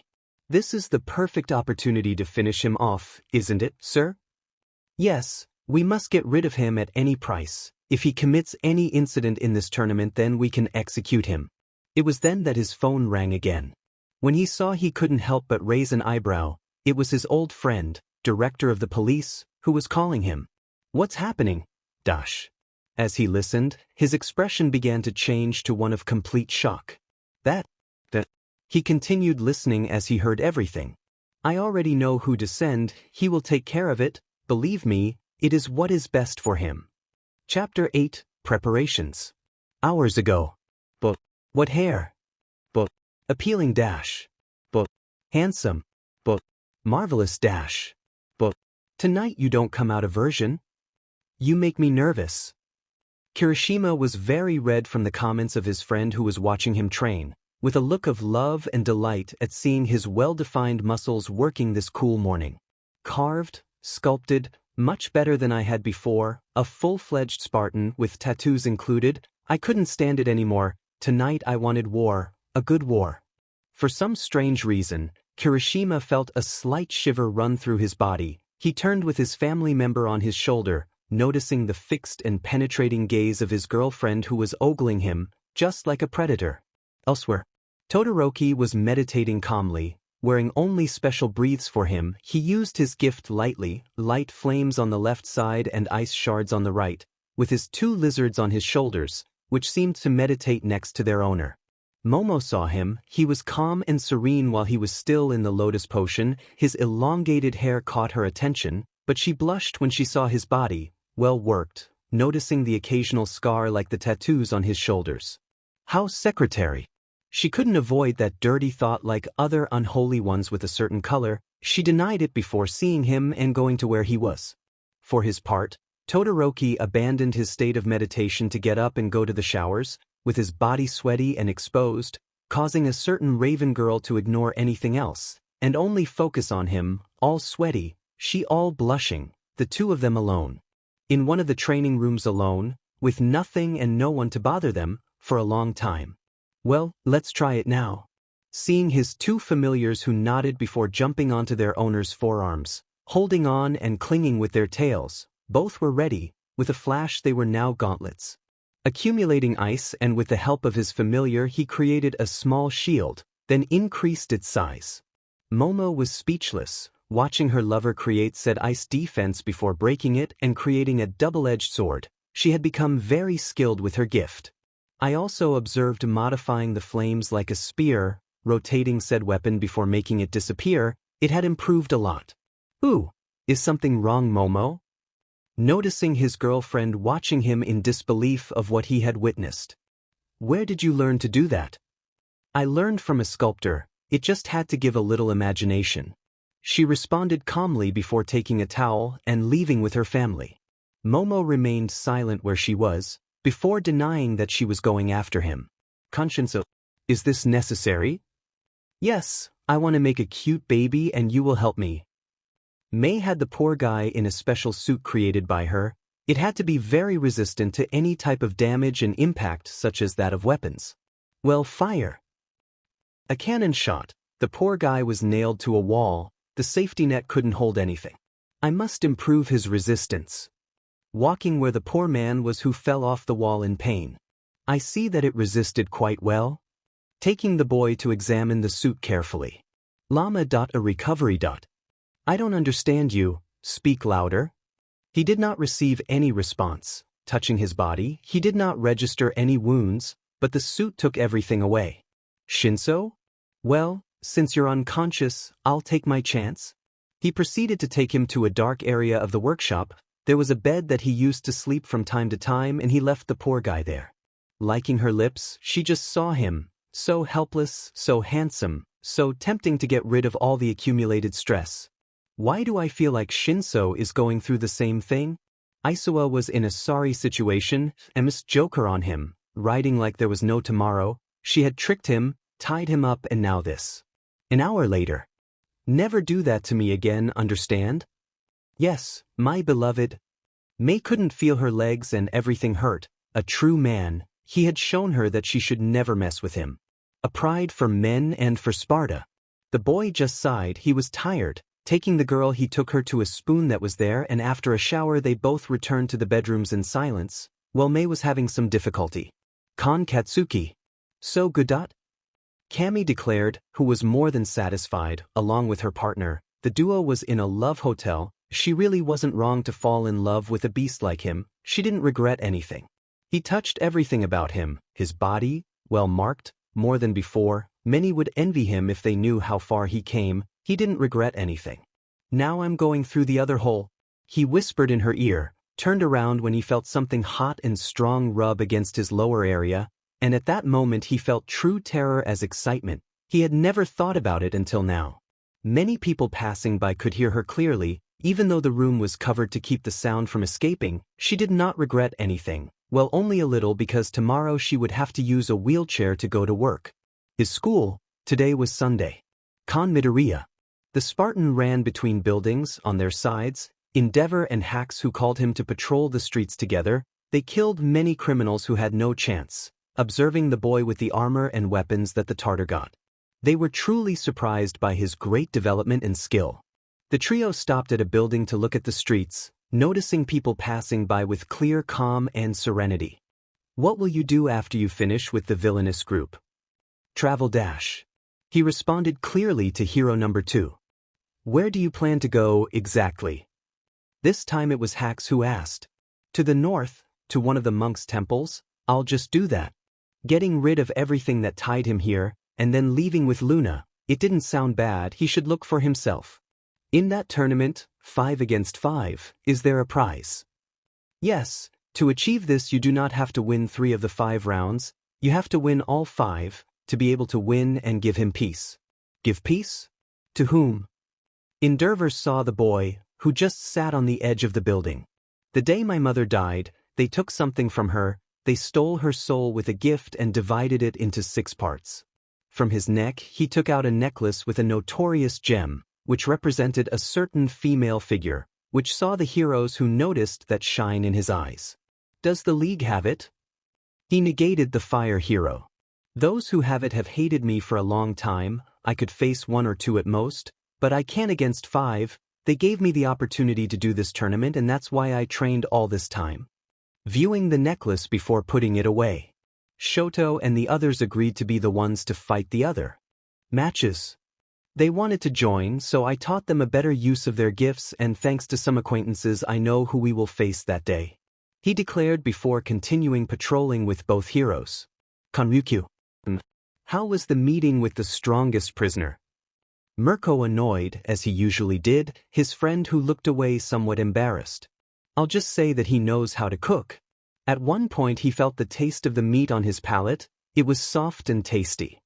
He is a good match, After all, he is very strong, intelligent, attractive. I do not deny it, as one of the best in the Yuda, to whom having been in Tartarus takes away some points from me, as well as his fight against undefeated and how I kill him.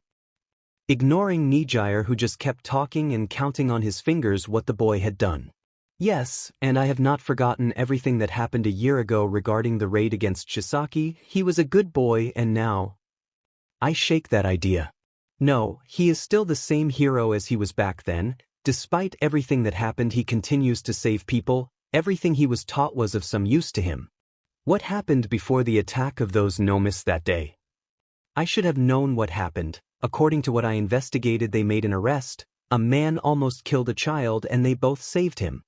After I went with him, he said he felt a murderous instinct. I followed him just in case, and he was right. A man, drugged, walked the streets and almost killed a child if it weren't for him. I declare the dragon heroine to both. He was accused of being a traitor. Yes, he survived hell itself and came out of there as the strongest prisoner, killing someone that not even we could defeat. She pointed out the last thing. They both thought about it. It is better to have a monster like him now as an ally than as an enemy. Maybe you're right, but I just hope we didn't make a mistake by getting him out of there. Didn't we commit it by putting it in the first place? Pointing out the last thing, he silenced the brunette who remained silent. Anyway, I'll go patrol. I need air. Taking her hair clip, she left and on the way managed to put it back in its place. He went out and the sunset was already visible. He just dedicated himself to walking and thinking about everything that happened lately. Being in the center of the city, he managed to see in the distance a certain characteristic hair and pale skin accompanied by Endeavor and Hax. The trio spoke with serious and calm. So you are not looking for a partner? No, the last one left me for a friend, believing that I was the UA traitor and who would also want the strongest prisoner as a partner. He declared, taking out a brown pill to eat it, something very useful that was created in order to feed one person. Just one was enough for a whole day. Well, that's all for today. You can leave. He shrugged his shoulders at the fire charmer and left without saying anything. The people saw him walk away from the heroes and walk towards the UA. They all made way for the strongest inmate who just calmly walked, ignoring all glances and silencing annoying murmurs just by seeing said person. Ryuku saw him from nearby. Maybe he would have to go and try to talk to him. That's what he would do. He followed him in silence, but he witnessed a white dove come to him and give him a letter. Midoriya just took it and read it there. She could only see him run and make a big jump to reach the top of a building. That surprised her. He had disappeared from her range of vision, but she noticed the paper that was given to her. She took it to read it. It was an address. In the sky you could only see an immense dragon flying over the buildings. Shortly before arriving it took its human form and saw said freckled man stop over the chasm of another. I notice his gaze fixed on an apparently abandoned warehouse, but it certainly had its lights on. Will you say something or will you stay there, Ryuku? He asked, surprising the heroine who just came out and walked up to him. What is happening? I ask. It would be before the freckled man.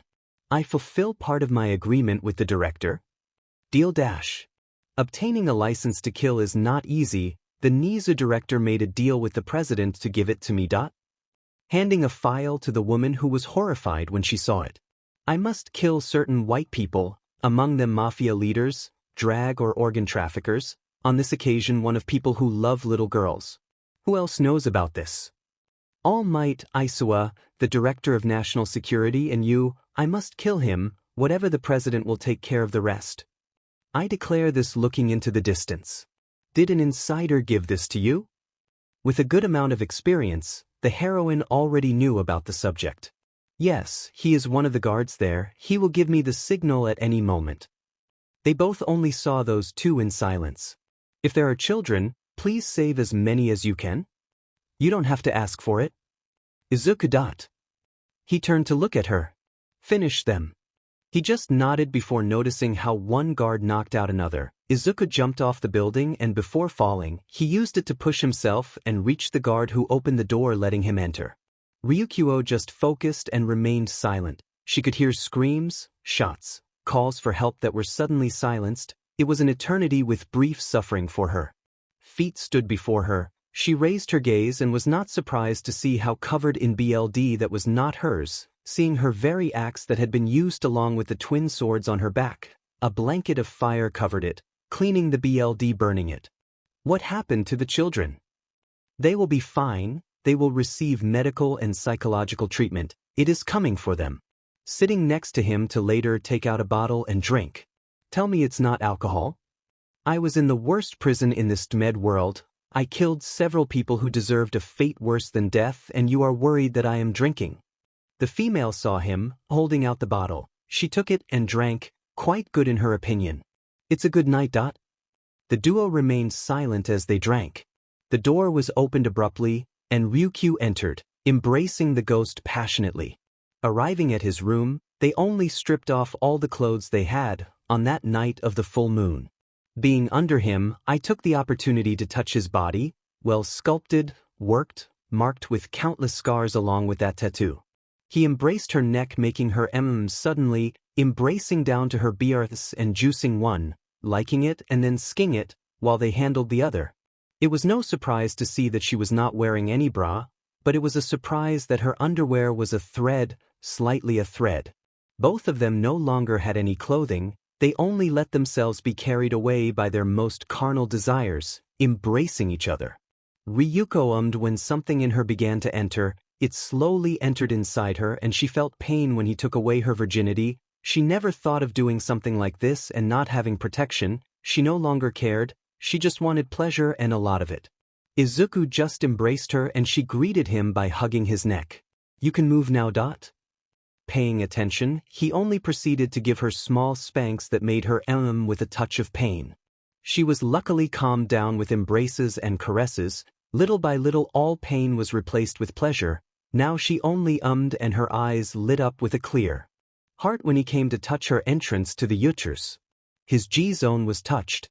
They continued until the woman noticed the sensation in her lover's member. When she felt it coming out little by little, she stopped it with her legs and pulled it towards her, once again being hit on her G-spot. If you finish, it will be inside and I don't mind not having protection. With that said, the last strokes were delivered and she got what she longed for.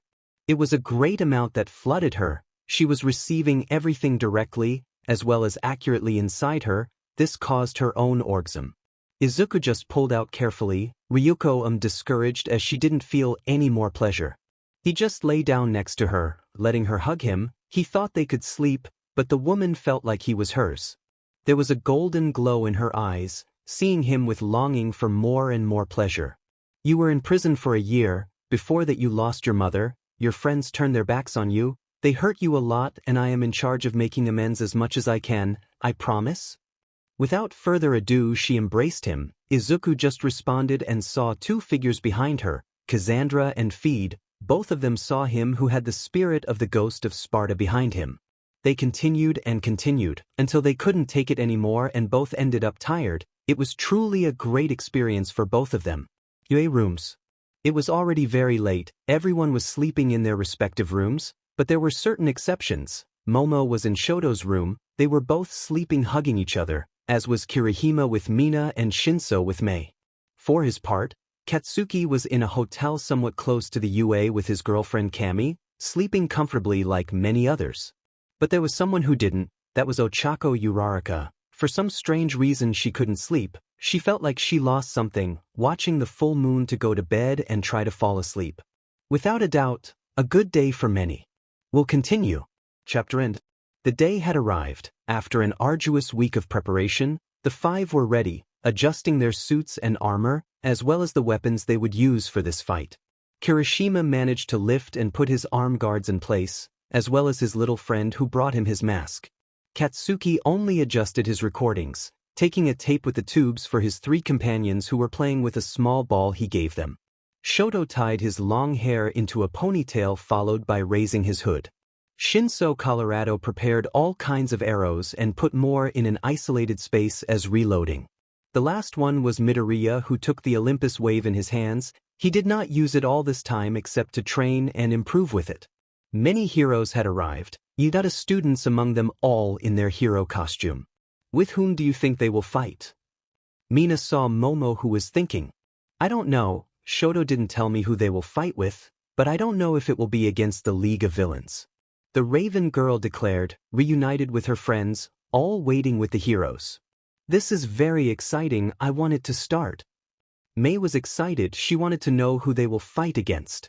Stay alert, we shouldn't trust ourselves, I don't like something. One of the pro heroes pointed out, the others nodded. Don't worry, those guys will only fight in a tournament, there's nothing wrong with that. Hacks arrived and calmed things down a bit. True, it is a tournament, one where the strongest Tatar prisoner will fight. One of the heroes shouted exaltedly at the top three who saw him with an expressionless face. True, and that makes it more exciting. Mirko with a ferocious smile already wanted to see every match. Mirio, do you think Izuku will be okay? Eri asked Lemillion, who smiled happily. Don't worry, he will surely win, it would be very difficult to defeat, after all he is very strong. He stroked her head, calming the little girl. Everyone was anxious.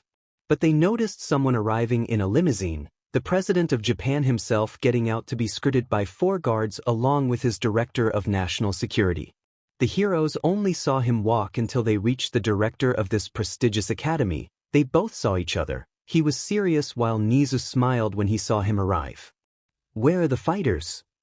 The rodent only chuckled. Here they come. It was then that a forum of light was seen. In the distance 6 figures were seen. One of them tall with golden armor with wing decorations on his helmet, his breastplates, and the rest with countless white lines and ancient runes. He held a silver staff with a green gem inlaid on the top of it. Beside him, 5 people covered in black robes with golden edges. All of them were silently watching and examining the place. The heroes stood on guard. At the same time, the president was placed behind his guard who had weapons in hand. Where is it, the ghost of Sparta? He didn't see his target anywhere, only people with suits and deformities due to their own gifts. Until they felt 5 presences of magic, the only ones in this place. Among the heroes, they were passing by, the strongest prisoner accompanied by his 5 fighters. The tension increased as they got closer and closer to each other. Their murderous instinct like bloodlust was indescribable. The heroes were paralyzed. Many heard their instincts screaming at them to run from there, but none could move a single centimeter. Chapter 9. The tournament begins. First match part 1. Hitting his staff against the ground, everything calmed down, the atmosphere like the 10 fighters. The newcomers saw one in particular with anger and bloodlust. The Spartan did not even flinch with their glances. To decide the place of this fight, it will be decided under a simple game. He raised his hand showing a coin. Heads or tails, you decide. Their respective leaders gave support to the front. Midoriya saw himself with the hooded man who looked at him with hatred. Before starting, some rules if you like. The warrior pointed to his opponent. Well, I'll start. You can only fight 1 against 1, no person can interfere. I accept. Second rule, it is forbidden to kill your opponent. An incredible bloodlust was felt for said rule. I don't know if you are the most appropriate to ask that, Ghost of Sparta. And you? You were the one who took countless lives as much as I did, never forget that. Your karma. Third rule, weapons are allowed. Izuku nodded. Fourth and last rule, let's not forget to have fun. I choose face. Ignoring what he had heard before only caused the coin to fly, and shortly before falling it was taken and placed in his hand. Cruz, Kratos will choose the first arena as his fighter. Izuku smiled at the look of pure hatred the old man had. He was annoyed. Red Riot, you will go first. The aforementioned only advanced. Don't you want to fight the ghost head? You started this, so you will finish it at the end of this tournament. You and I will settle accounts.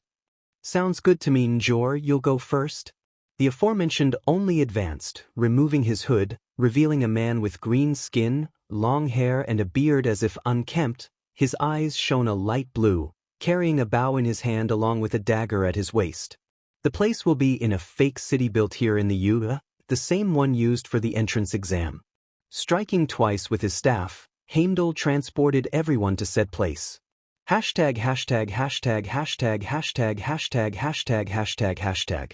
They did not know what happened. In one moment they were in front of the 5 fighters, and now in extensive stands that floated over the fake city, several screens appeared before them showing different points of the city as well as the two fighters of this round. Midoriya was serious, he was in a box with his classmates and Kirishima himself who was snapping his neck. Listen, Njor is a blind god, but he has good instincts like senses, he is also strong and skilled in hand-to-hand combat. The redhead nodded before the freckled man's words. Luck dash.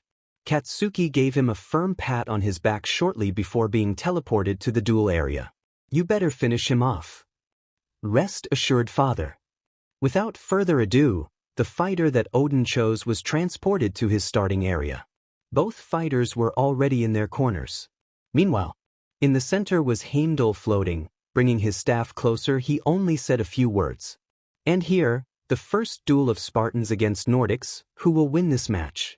Only they with their strength, speed, and skill will be able to answer such a question. Without further ado, let the first combat begin. They both just started walking. Everything was silent as they continued advancing until they found themselves in the center of the city. What are they doing? Midnight was confused watching those two go for each other without raising their fists or respective weapons. They stopped a few inches from each other and said nothing when they saw each other. It was then that Njor moved his head and something passed by him, cutting some of his hair. Kirishima in a quick movement stiffened his arm, more precisely his knuckle, and blocked a surprise attack that made him retreat, and he skidded trying to stop. When he achieved it, he saw the distance that one of the arrows made him retreat. They were 2 meters from each other now. What just happened? MT and no one else managed to see it happen except 5 people. The BSTRD of Njor shot an arrow when the duel began. Next to him was a woman, red hair with some orange skin and yellow freckles, who was eating some popcorn and drinking a soda. Wait, who are you and where did you get all that from? I'm Hestia, dear, and they sell there? He pointed with his thumb to several food stalls run by Yurata students. Some heroes just went for something to eat and drink to witness a battle like this. Kirishima took off the arrow. Seeing where the impact hit him, he noticed that it almost cut him. Luckily, his strong skin like a suit resisted enough to not let him be completely pierced. You're fast. Quenching mortal before him who dropped his arrow and later raised his fists, hardening his knuckles and forearms. He bowed a little before in anger at him. When he was going to deliver the first blow, his opponent took a step dodging. Taking the dagger from his waist, he was going to cut his Its tough skin was hardened to such a point that it could withstand the cut of the knife. I managed to hit him on the side of the abdomen, making him retreat, holding the hit spot, before jumping again, dodging a blow from the redhead. Being away from them, he manifested another arrow that he shot at his opponent's feet. Kirishima only saw this confused, but he noticed a flash on the date, and then, boom. Everyone saw a large mushroom cloud where the arrow was. That must have hurt. Many shared the cement comment. Back to the sand. Kirishima was embedded in the wall of one of the buildings. With his altitude hardened to the maximum, he was able to resist the shock wave like the explosion. Undoing his hardening so he could move and get out, it's a shame he was on the 5th floor. Reflexively, he hardened his fingers and nailed them to the wall so he could stop his fall and land safely. Using his other arm as a shield, he deflected another arrow. This guy knew what he was doing. What kind of gift does he have? The president watched the archer who prepared another arrow before the Spartan who was going for him directly. None dash. I turned to see in person the strongest prisoner in all of Tatar. Excuse me, what did you say? How is it that the gift has it? What I have used all this time were not gifts, but something very different from what you know, Kirishima, as the others learned to use it. And what have you been wearing? The prisoner only raised his hand. A pentagram appeared in his palm, and from it came the weapons of Sparta. Norse magic. A loud explanation next to a building collapse was what diverted both of them from this little talk. In the fight, Kirishima ran dodging every arrow that exploded. He tried to get as close as he could, but he always knew where he was.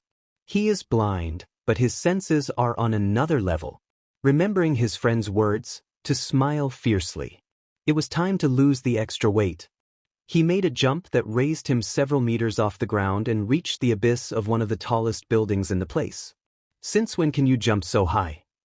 Fat Gun looked at his disciple in the chasm in disbelief. He was not someone who was agile, much less could he reach as high as he had just done. Psst. Katsuki declared behind everyone, catching their attention in a surprising way. When we trained with Kratos, I improved Kirishima's speed by giving him weights, a kilo at first, and as he got used to it the weight increased. Pointing to the sand, where they could see Kirishima removing something from his arms, legs, and back. Fabrics that he opened revealing pieces of steel attached to them. Better, so now I can go with everything. Letting them fall. As if getting rid of a father weighs against Njor. It was the thoughts of the leader of the Asgardians who was confident, none of them could defeat even one of his warriors. Everything shook when the weights fell, large amounts of smoke rising like an immense crater with each weight in the center. Heroes, students, even their opponents were silent and stunned by what they saw. Better, much better, now here comes the good part. Kirishima disappeared in a blur of speed, the archer jumping as quickly as possible, narrowly avoiding one of Kirishima's kicks. The redhead was very veiled now, with only his hardened fists he ran and disappeared from everyone's sight. Using his bow as a shield he tried by all means possible to dodge or block each attack that came at him. The blind man had a very difficult time. He turned to only receive a downward kick from the redhead. With both feet on the ground he saw his opponent load his gun pointed at his face and fire. Kirishima turned, taking the date in the process and threw it at the feet of his opponent who jumped, avoiding being affected by the explosion. Nobody could see anything because of a large cloud of smoke. Everyone was serious looking at the sand. There they are. One of the heroes pointed out. The cloud dissolved until it showed an intact Kirishima without a single scratch, and all due to the use of his gifts on his entire body. The blind man was quite far away. The shock wave was the only thing that hit him. He only had the occasional scratch. But he was absorbed when he felt that something was hanging from his bow. He raised it and touched it to examine it, and noticed that it was broken. When the explosion threw him a great distance, he fell over his own bow, causing him to lose his weapon. Kirishima saw him, undoing his hardening as he watched his opponent who threw his bow and then drew his dagger again and raised his guard. I won't lose so easily. I know, so come on, we have to finish this. They both ran after each other, stiffening their arms and preparing their only weapon ready to defeat their opponent. This was just the beginning of this tournament, a fight between two sides. Spartans versus Asgard. Continue. Chapter end. Kirishima fell to the ground, rolled painfully, and got up as quickly as possible, narrowly avoiding an onslaught from a huge cloth in front of him. He put himself on guard by hardening his knuckles. This large creature, its body was literally made of black rock with few reds. I must win at all costs. For Izuku, this time I will not fail. Don't fight for others. The freckled man spoke from the chasm far from those two. In a one-on-one fight there are only you and your opponent, no one else, so think about yourself and a victory. In me? What do you mean? In this situation Kirishima was trapped against a monster which was coming directly for him. True, there's only me here, there are no people to protect, not a single civilian, there were just the two of them here alone and one wanted to kill the other. There were only the two of them.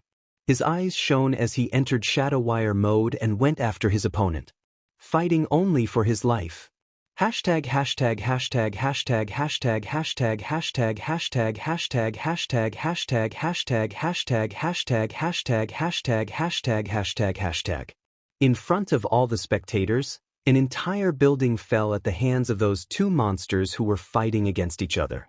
A god who was being surpassed by a mortal. To the horror of the Asgardians, they saw their representative go through wall after wall due to a tackle by Red Riot, who stopped suddenly, turned and threw him to the ground. Njor as if a ball bounced against the ground and he only got up in pain. In his mind he saw everything in a different way, he heard every step, every vibration and breath, he knew where his opponent was, he was in front of him about 10 meters away. But everyone saw him. Kirishima only took one step back and another forward. He had a combat stance, raising his arms with his fists and two fingers slightly raised. The god was not far behind and was the same as his adversary who saw this seriously. What are you saying, boy? The same posture. The same technique.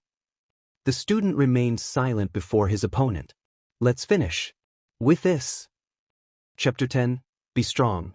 Before the eyes of the students was the freckled man destroying a rock with only his fists without even using his gift, weapon, or any tools. With his hands destroyed and bleeding, he only broke his fingers, arranging the bones in their place. If they want strength, I will give it to them. I just wonder if they will be able to endure it. What kind of training did you have in Tartarus? One who almost killed me on every occasion. I had to be alert all the time and gain. Sometimes I ended up very badly injured, but to get revenge on the league, that's why I survived. Taking off his shirt showing countless scars on his body, many of them from countless surgeries that had to be performed, he could have died if it had not been for the Tatar doctors. But not only revenge made me survive, but also being able to rescue her. Raising his hands, he let the chains cover his wrists and held the handle of his twin swords firmly and saw his reflection on the edge of one of these. Love, hate, lust, greed, fear, terror and hope. Those are the paths that open the doors of the body, train and strengthen for those you love or hate, to fight for your life and return to their side. Never forget that. His opponent's fists were like a machine gun, all directed at Kirishima, who stiffened his forearms, legs and abdomen to the point of being unable to do so. What do you think, friend? The wave of amnesia. He kept punching nonstop for a second. Kirishima was being put against the wall. What kind of attack is that? Mina saw her boyfriend being put against the wall. One in which you hold your breath. Shinso pointed out, watching the redhead struggle without expression. Between each blow that a fighter releases, he must hold his breath, but he can hold it for 10 minutes. Pointing to the fight. When will it stop? In 7 minutes? Katsuki pointed out, looking at his watch. Mina was worried. Watching the fight, everyone saw the boy being put against the ropes, his arms, the skin was breaking and falling off, as well as the skin on his legs and abdomen. It was impossible for him to be able to withstand something like that. He would soon reach his limit. Njor continued hitting, continued with his blows, but before he knew it, he received a strong blow to the face. Everyone saw the blind god being sent flying and crashing to the ground. The Nordics were left speechless as they watched the god being sent to the ground. Fly. Fight for his life and return to his side. Never forget that. Kirishima saw his opponent, who stood up, but was moving strangely, his neck crooked, and he settled into place. Good. Hit. He felt it. He was in front of him. They were face to face. He felt his aura. His presence was to be feared. Holding him by the neck, he lifted him up, revealing the difference in size between them. To be sufficient, dash. He asked, and the god just threw a punch. Kirishima dodged it and gave the next blow to the face, sending the god flying before all of them, leaving the Asgardians more than surprised. Taking it again and lifting it. Did you have enough? The blind man did not make any movement. They kept silence from each other before all of them. Tefathesh. The freckled man's scream came too late, and he was the first to realize it. Kirishima saw an arrow made of energy go to his face. It wanted to pierce his eye, but he leaned in enough for his mouth to rise. A great light and explosion illuminated the entire place. They turned to look, noticing an annoying cloud of smoke in the center of everything. Ejiro! Shouting her boyfriend's name. Everyone looked at the sand. The cloud little by little revealed the blind man on the ground, and he stood up. He didn't seem to be happy for some reason. Seeing the cloud, someone came out. Red Riot was standing with his mask destroyed. The BLD fell from his face. And then, did you have enough? Spitting out some teeth along with his BLD and walking towards his adversary, who stood up. He only had one hand, the other destroyed by the explosion that he himself caused. Aha! With a war cry, he threw a direct blow at the redhead, who was calmly waiting for him. Everyone saw it as the hero, holding his head, gave a strong headbutt to his face directly, destroying his face in the process. Refusing to fall, he proceeded to land a blow to the face, destroying his fingers in the process. Ignoring the pain, he took another blow and another, destroying his hands in the process with each blow. People saw this with great surprise. Kirishima, without letting go of his head at any time, proceeded to give a strong headbutt again. This is over. Izuku was clear. Kirishima left the blind man, who stood at all times, refusing to fall, grabbing something from his neck and yanking it off. The first duel of Spartans against Asgard. The winner, Red Riot. Many applauded the redhead who walked out of the city. A group took the blind man and took him, safely to the infirmary. Kirishima walked with all those wounds to where Midoriya was with Shinso, Katsuki and Shoto. The four of them saw him walk to where they were. They will never break me again. Those present laughed with amusement at that. Midoriya just took it before he fell asleep and using the Ouroboros amulet restored him as a priest. Here, this is something you need? He extended his hand with it. Pendant before the freckled man. I will take it, I will take the end of everything, for now, keep it. He nodded. Kirishima. Mina arrived worried and upon seeing him, she jumped to hug him, not wanting to let him go. All right? Aren't you hurt? And your wounds? I cured him, don't worry about him, he just needs rest.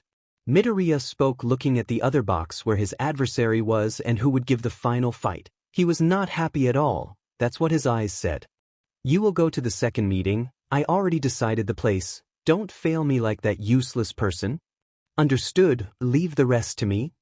You will have an advantage, you already know the place. People, we ask you to wait a little, you can rest for a few minutes. Until everything is ready for the next duel. These were the words from Heimdall himself who directed this tournament. Hashtag hashtag hashtag hashtag hashtag hashtag hashtag hashtag hashtag hashtag hashtag hashtag hashtag hashtag hashtag hashtag hashtag. Shinso will be the next one and I have an idea of who your opponent could be, don't underestimate it. Me too, I hope it's her. His BLD boiled just imagining fighting someone as capable and powerful as she was. Midoriya. Isoa arrived unexpectedly, as several teachers, students, and heroes all boarded the room where the 5 Spartans were. You have a lot to explain. He pointed out All Might to the freckled man who saw him as expressionless and serious like everyone else. We will talk at the end, for now we must be aware of who our next opponent will be. He turned his back on him, which annoyed number 1 who was already about to lose his patience. Will you tell me right now what happened in Tartarus and who they are? She saw him remain silent, bowed her head and sighed. I remember. He stopped the hero who was going to take it. And I survived, I can only tell you that, for now go away and leave us. But All Might. Nizu stopped the hero. He owes a lot of explanations. And it all started when he entered Tartarus. Who locked me there in the first place? Everyone fell silent because of the loudest inmate's sudden scream. His aura and killer instinct was felt even in the stands, walking with a direct bloodlust to the number 1 hero who took a step back when he walked and stood face to face. Since I entered the UA it was to be a hero you are the dream that millions want to be. I broke my bones with every training and combat. I didn't let anyone get hurt, I didn't let any of my teammates die and I saved them. I did that and more because I admired you and wanted you to be proud, but evidence arrived that dictated that I was a traitor and you ignored everything I said and you only beat me to lock me up in the end in one of the worst prisons in this world. I had to kill to survive in there, so the one who started this was you and everyone who turned their back on me.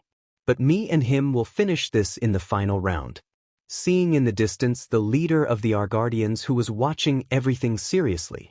Now you will shut up, you will sit down and see what you have done because you believed more in something that appeared out of nowhere instead of one of your students. Showing a figure of the number 1 hero which he crushed and melted before the hero who was left mute by that action. Both maintained a serious look even after turning their backs on each other, one left, leaving the other on the balcony with his 4 fighters. The heroes saw the symbol of peace walk leaving the room and many only left were some members of the top who saw the back of the inmate along with that of their companions. Without anything else to do they left in silence. The president and his security director had nothing to say. Did you release everything you had to say to him? Yes, and I must admit that it felt pretty good. The number 1 hero walked through the corridors of the floating granite sand, reaching a closed area without people. He only let the steam leave his body and return to his true form. Seeing his hand, it was thin and skeletal. Touching his wound he closed his eyes. Can someone without a quirk become a hero? He asked the same question. Nana told him that he could be one and trained him by giving him the one for all, being the 8th to carry said flame, and Midoriya Izuku his successor, the 9th chosen. Weighing everything he went through, everything he did, seeing the flame of a hero in his eyes as well as the determination to be someone worthy of carrying that torch. Only to have the bitter memories of seeing him battle like an animal against Invictus one-on-one and kill him, that hero's glow was extinguished, he was no longer a hero and he felt responsible for them. In that place you could hear the cries of someone who drowned their sorrows like pain. Ladies and gentlemen, return to your seats, because the second match of the night will take place. The announcer spoke as all the heroes with food and drink ran to their places. In the entire sand you could see an immense autumn forest, the nearby mountains covered in snow like an immense lake which had a certain bridge like statues consumed by time. That's how you want to play. Seeing the old man who was laughing happily, this was where he lived his last years, conceived a son and died. Midgard was the place where the next fight would take place.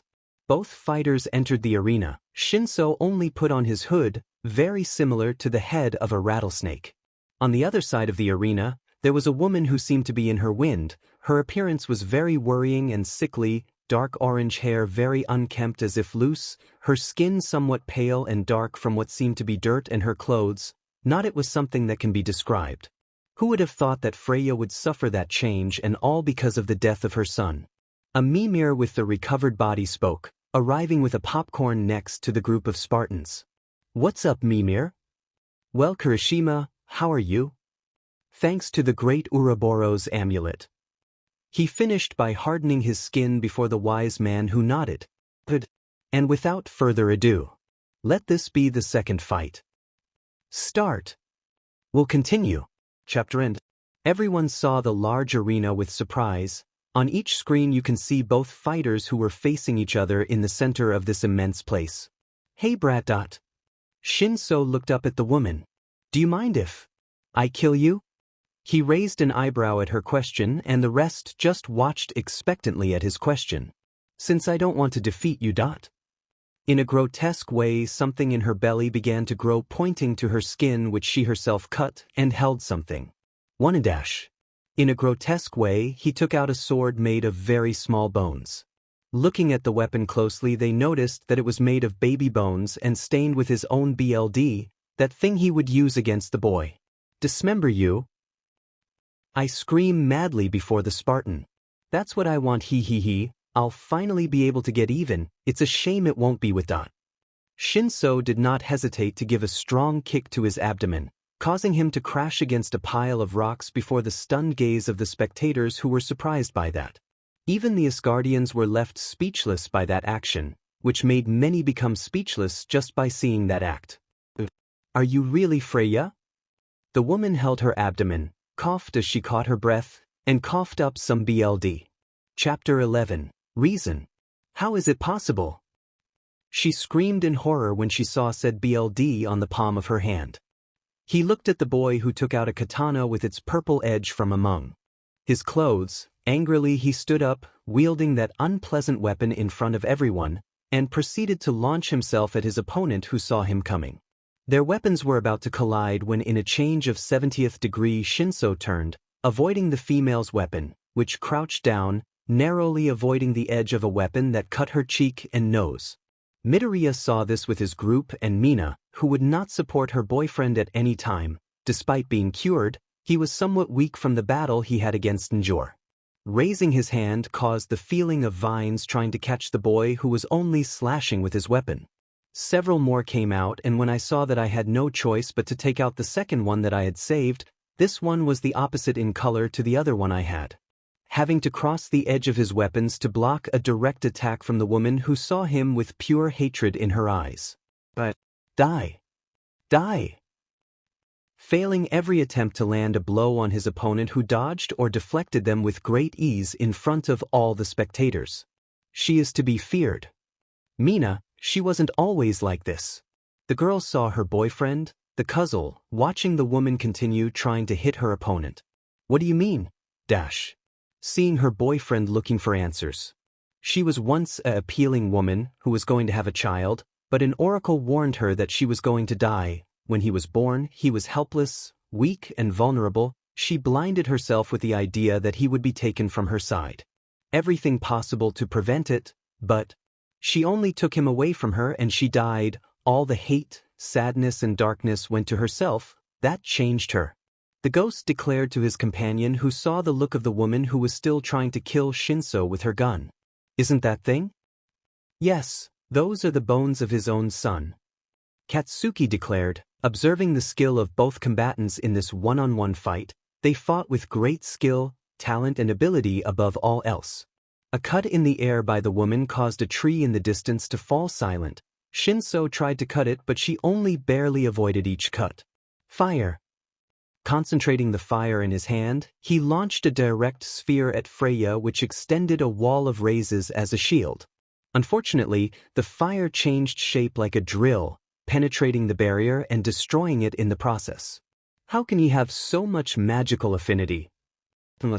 One of the Asgardian fighters looked closely at the boy who had a necklace, an amulet with a purple gem inlaid. That relic allowed a constant increase in magic to its bearer. It was a quite powerful and unique duplicator that very few could obtain. A certain duo came to his mind, and then the leader of the Spartans, who looked into his eyes with a small marked smile.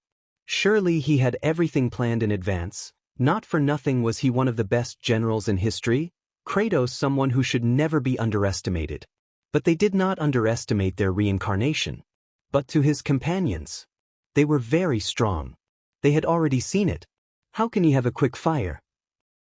The president turned to see who should be responsible for all this. Midoriya Izuku, who only under his eyes pays to see him maintaining a firm stance on everything. Are you an ally of all for one? He remained silent. Tell me. That all the heroes and spectators saw the man who screamed. No. A dry response was all he received from the Spartan, who focused back on the fight. The highest authority in the country clenched his fists and was going to arrest him when a great brightness made him see the combat arena. In the fight, a large crater was seen in the middle of everything. Shinsu was far away watching the female raise her weapon, which was covered by golden fire. Die. With a lunge he released a great wave of fire. Die. The ground came to life, rising like an immense golem which had its body attached to the roots of a tree. In the center of its a core that kept it standing. Crush it. Listening to his emphasis order, he launched himself at the boy, who instead of running to dodge, only went for the golden one. He dodged its blow, sliding across the floor to stab the core with one of his swords. Everyone watched in disbelief as something or someone came out of the golden body and threw it at its creators, who jumped to the side dodging, but failed to avoid the explosion that caused the detonation of the golden itself. Everyone saw it, as an immense being emerged from the same Shinso, which had a certain muscularity. That's... Stand. Present Mick was hit by a rock when he saw Katsuki notice something upset. That's not a stand. It's an idiotic genius. Now. The genius shouted, launching a great wave of blows at the woman who jumped to avoid him. Katsuki Kwado Mudo. I want one. Don't shout first, so I'll be next to have my own stand. We'll see about that. When two heroes were going to fight, an ice dagger stuck in the middle of them, when they saw Todoroki with a serious and penetrating gaze on the two of them. You better calm down, and it's not a stand, understand? They both nodded at the boy's penetrating gaze. I'm excited, the jet black bride of the six-color thought. Back at the fight, they were able to see them fight with skill. At one point, Shinso pushed the goddess, who fell into a lake of water. There he threw one of his swords directly at the woman, who smiled at this. Do you think I'll fall for something so obvious? She blocked the weapon as well as a dagger that was thrown directly at her. She didn't see the boy in front of her but above. Falling with an extended sword caused the female to have to protect herself with her sword, but she fell to her knees due to the impact. Shinso no termino. Gyro suddenly raised his hand, calling for his sword, and extended both. Freya thought he was going to attack her directly, but that was not the case. She received a strong blow to her abdomen from the boy's foot, which knocked the air out of her again. He has great talent and skill with weapons, but he still defeated me one-on-one. Egot shot pointed at the boy and surprised many with his words. He defeated him. The president turned to look at the freckled man who kept his gaze on the brutal beating that Freya was receiving from the boy. The 5 of them were above all surpassing the top heroes, each one had skills that left more than one incredulous, and they already saw, like everyone else present, what they were capable of doing. His fight against Invictus made it clear, but then his gaze passed to those who the training, Kirishima, Shinso, Todoroki and Katsuki. Those 4 were strengthened by the strongest prisoner, Kratos, the bloodthirsty ghost of Sparta. He combined them in this. He created more monsters. He had to. I know what you think. He saw the stronger inmate who blinked and lowered his head to look directly into his eyes. We are not monsters, we are Spartans, never forget that. Hashtag hashtag hashtag hashtag hashtag hashtag hashtag hashtag hashtag hashtag hashtag hashtag hashtag. Koda, where are you going? She saw her nephew suddenly walk away from her. I'm going to the bathroom, I'll be right back. Go carefully. He nodded, leaving the stands, walked down a long hallway and saw a double door that he later opened a little, seeing the back of a certain freckled man. Do you need something, Koda? He didn't even turn to see the boy who entered and closed the door behind him. He was the center of attention of those present in the room. Do izuku. He corrected himself, he was no longer the hero he knew a year ago, that was no longer Deku that can do it hero. Since he was arrested and sentenced to prison, he was no longer the same, he was no longer Deku, but he continued saving people like a true hero. I sigh before moving forward directly and confidently. Hey, what are you doing, little one? Better go with Mandalay, Kyoda. Kirishima stopped Mina, who would continue with her boyfriend. She was going to stop him, but a look from the redhead stopped her. Once he was next to his hero, he managed to appreciate him better, his skin, his long hair, the tattoo over his eye like the armor and weapons he carried. Midoriya lowered his head, looking the boy in the eyes. Train me, please? He asked, lowering his head. Katsuki smiled at that, while Shoto raised an eyebrow at what he heard. Mina was speechless. Child. Kirishima smiled happily at what he heard, possibly a 6th member in the group. You must be joking. That child is crazy. Koda, come back here. Ignoring the screams like the calls of his aunt and the pussycat group, he waited for the response of the strongest prisoner of all who saw him. Why do you want strong? I look at the boy who kept a serious look, taking a breath, and was going to speak. Before you answer me, I will only tell you that you must convince me, only then will I train you, and you have only one chance.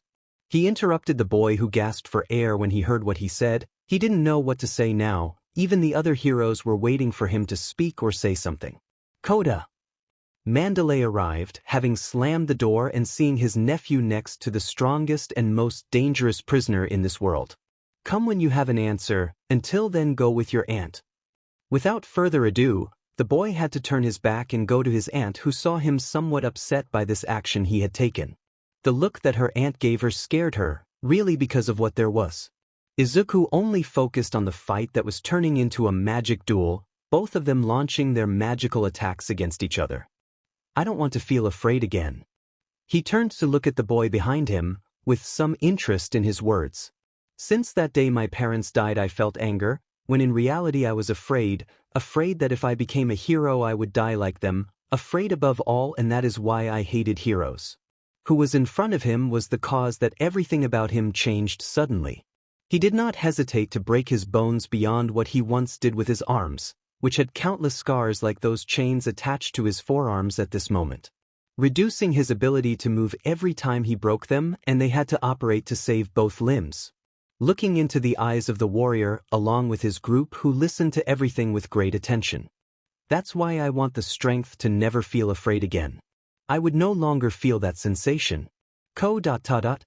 Mandalay remained mute like the other heroes. That's how it will be, Koda. Because from this moment I am your teacher. Everyone was speechless by what they just heard. We'll continue. Chapter end. What was promised is a debt, and I want you to continue with this story. With a few steps he avoided the female's weapon before him. The woman just continued and continued, trying to cut the member of the Spartans.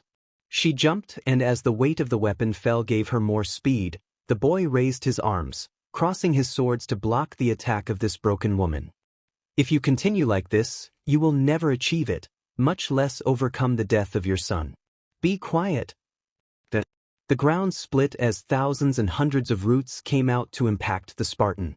Shinso only dodged each of these by cutting with descending and ascending slashes. With a breath he released a powder that lifted each rock, holding on to the joints with saws. A flame ignited on his st and face. Attack to kill my Goldens. Roaring like a beast, all these beings launched themselves at Shinso. Running like a beast on all fours, they launched themselves at him.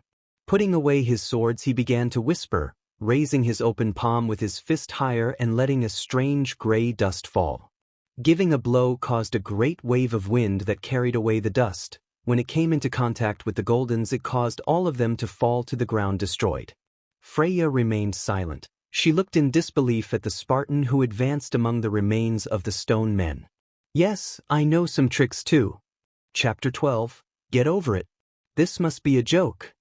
Katsuki saw Mimir. The man showed control of fire and water in both hands, before Shoto who already had some marks on his body.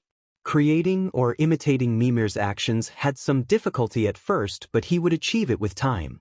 How is something like this possible? Shinso read the book that Mimir gave him, The Wise River, amused by what he heard. This took thousands to create, understand and perfect. Keep practicing, you have a good gift for this magic. He took the brush that Mimir extended to him to simply use it on his left arm, whispering a chant causing a glow in these. Now they were violet tattoos on his very being that gave him control over magic. Hashtag hashtag hashtag hashtag hashtag hashtag hashtag hashtag hashtag hashtag hashtag hashtag hashtag. I read your books, one of the best magicians in history, like the goddess of Frtlty and a mother. And you think that matters to me? Squeezing his weapon to the point that it burst, causing countless ribbons to sprout and coil into something that terrified everyone. In the center of the arena an abysmal mass rose to the terror of many. How is it possible? Shinso looked really surprised at this. He leaned down prepared to block it with a better shield. With his body poorly cared for over the years, his arms and legs and bones, he was able to lift such a weapon, taking a few steps, cracking the ground. When they thought she was going to throw that blow, the weapon exploded, falling into pieces. What happened? Koda was confused like the other people who didn't know what to think. His body couldn't resist it. Katsuki pointed out. Izuku narrowed his eyes. Everyone was terrified when they saw Freya with her arms and legs broken. The woman couldn't even scream because of the pain. Shinso came running, taking off his trench coat, folded it and put it under his head. Shear it, I'm here. From his belt he took out a compartment from which he took out several tubes like powder, pouring everything into his hands and rubbing them together to pass it on his right arm. Calm down and breathe. Let the mana flow through. Giving maximum effort, he managed to speak in order to explain how to best use mana. Closing his eyes, he let a glow be seen at the site of the wound, thus managing to collect the bone and close the wound, stopping the bleeding. He repeated the process on the other arm, like his legs. It took 10 minutes, but he was able to save his life. Freya cannot continue. This victory is for the Spartans. We will pause. The next round will begin soon. With what the commentator said, many heroes left, either to buy food or go to the bathroom or even talk to others about this fight. Meanwhile, in the infirmary, Freya was on a stretcher with arms and legs covered in bandages with tied wood. Only in this way could it be ensured that the bones were fixed. He has a serious case of malnutrition, that's why his bones broke. Shinso was clear seeing the woman from a window next to Izuku and Katsuki. She is a hurt mother. She cannot get over the loss of her son despite all this time. I remind you that she was sentenced to be imprisoned in the same kingdom where there are few people. The ashen-haired man pointed out to his friend. And all because of her own husband. Shinso turned to see the ghost. You better give him a good lesson. Leave that to me, let's go for now, it's Shoto's turn. They both left, but Shinso stayed to take care of the woman. She was just a mother, a fragile and hurt being. Hashtag hashtag hashtag hashtag hashtag hashtag hashtag hashtag hashtag hashtag hashtag hashtag hashtag hashtag. With the Nordics, the last three were in their living room discussing a very important topic. When this is over I want her dead, she's already caused enough problems. I understand, father, he will die at the end of this. Well, it's your turn and for your sake you better win. A tall man emerged from the shadows. Leave me what I love, great Odin. He retired, leaving the Nordic podium with only 2 fighters. Father and son were left alone in silence watching how the place changed into a rocky and mountainous area. In the center there was a lake. Seeing the water made both gods smile. They had a certain advantage with said water. Hashtag hashtag hashtag hashtag hashtag hashtag hashtag hashtag hashtag hashtag hashtag hashtag hashtag hashtag. Are you coming to wish me luck, old man? No, just asking if you really believe in Midoriya? Always dash. Was his simple response to put on his hood. The fire hero saw those lizards climb over his son to his shoulders. Luck dash. Was all he said as he turned around and went back to the stands. Hashtag hashtag hashtag hashtag hashtag hashtag hashtag hashtag hashtag hashtag hashtag hashtag hashtag hashtag hashtag hashtag hashtag. It's time for the third fight. Heimdall exclaimed to everyone present, capturing their attention. The man floated on a platform above that place.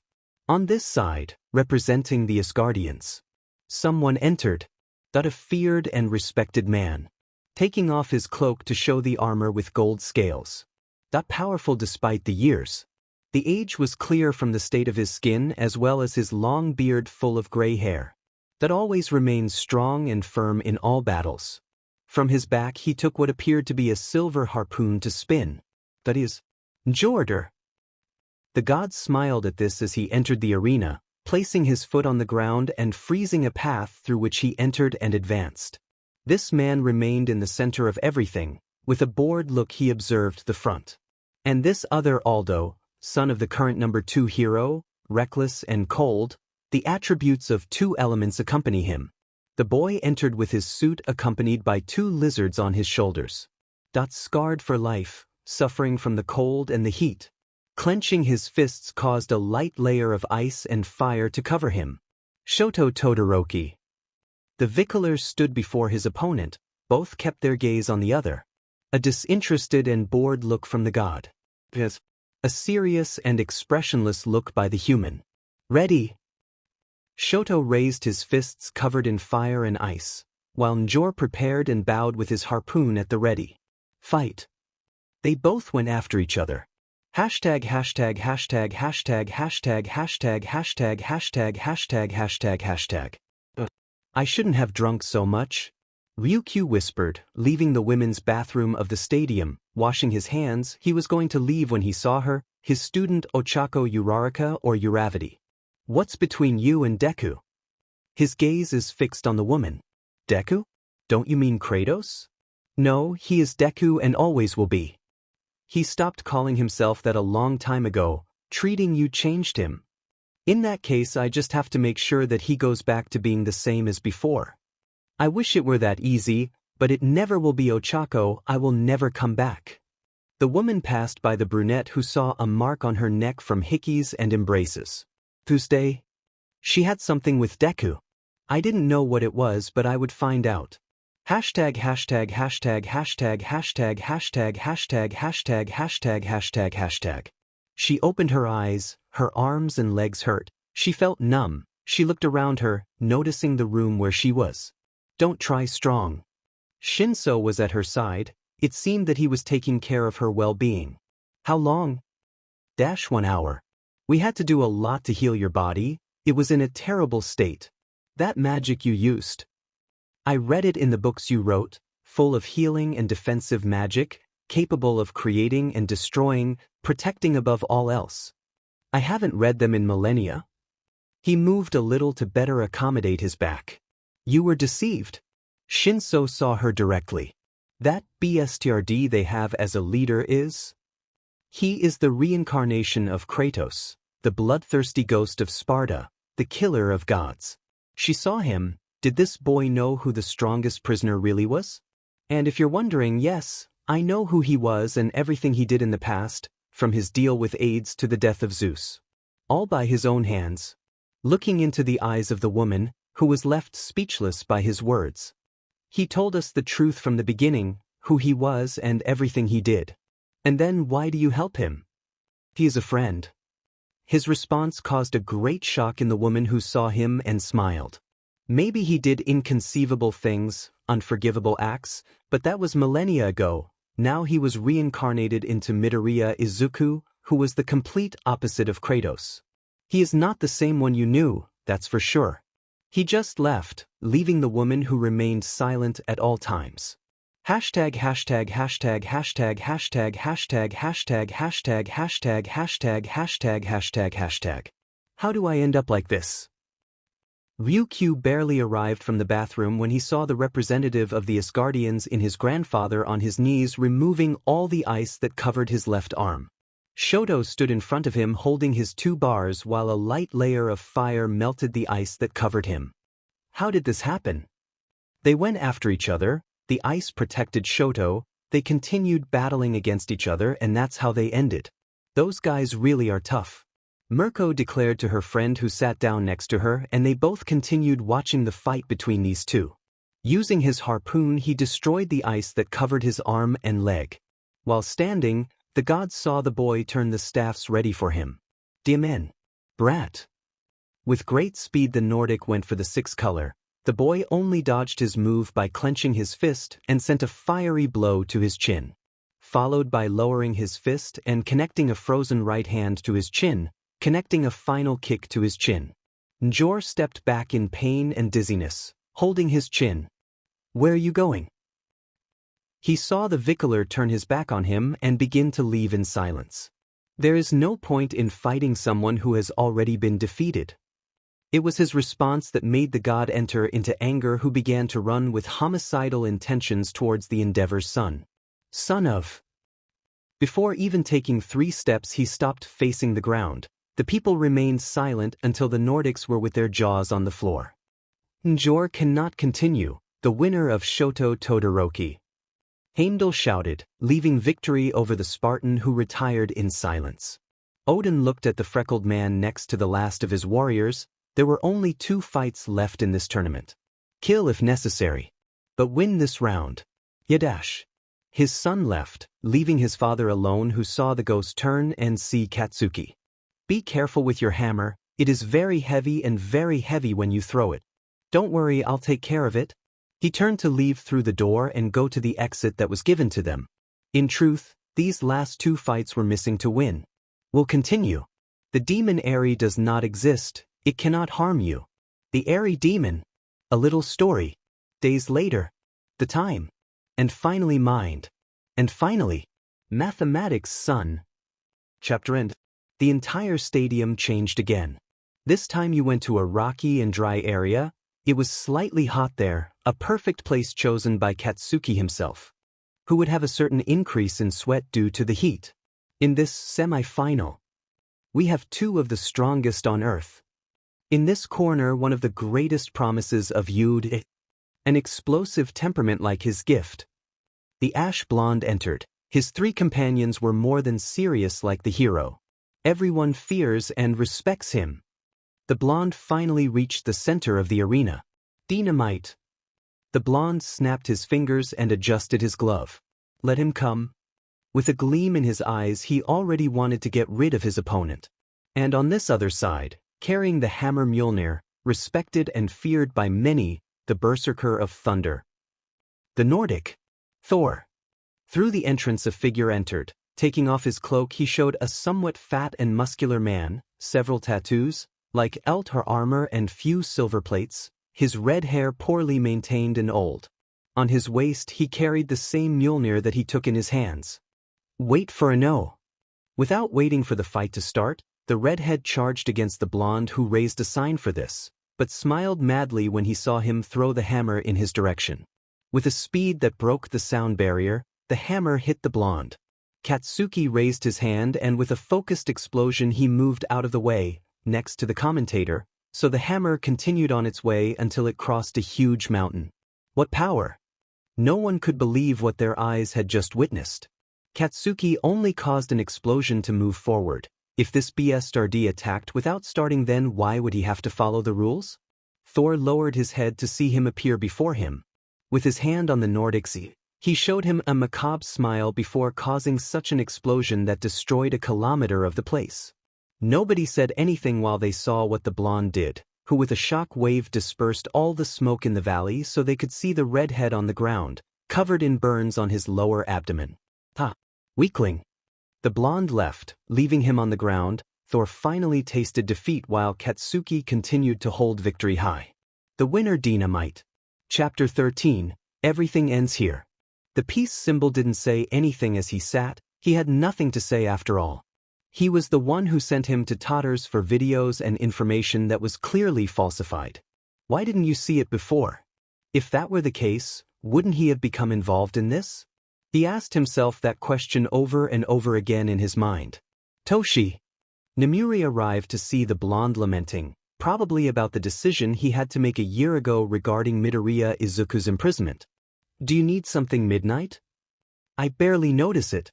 Well, the fifth fight is going to begin and I think you should see it. Yes, I'll go see how young Midoriya is doing. Hashtag hashtag hashtag hashtag hashtag hashtag hashtag hashtag hashtag hashtag hashtag hashtag hashtag hashtag hashtag hashtag hashtag hashtag. If that guy hadn't gotten rid of that hammer, I would have had a better chance of beating him. He gave a final sentence watching as the redhead was taken away on a stretcher. These guys have unique powers, very similar to the boys. And they don't know how to use it correctly. True, but we should still know more about them and those weapons. They are unique. Everything in its time. For now let's see what will happen now. Endeavor finished Hax's talk and Mirko both only paid attention to the arena where this fight would take place. It was strange to see that a large ancient city of Greek origin was placed in the center of the entire place. It was something incredible to see at first glance. A huge island with hundreds of houses by the sea as well as a mountain. Hashtag hashtag hashtag hashtag hashtag hashtag hashtag hashtag hashtag hashtag hashtag hashtag hashtag hashtag hashtag. Are you okay? Dash. Ryuku was next to his partner who saw the necklace with a small green light. Yes, it just prepared me for this. Putting the necklace back on, he touched his neck inside. When they were getting ready to walk, someone took him and embraced him. For good luck.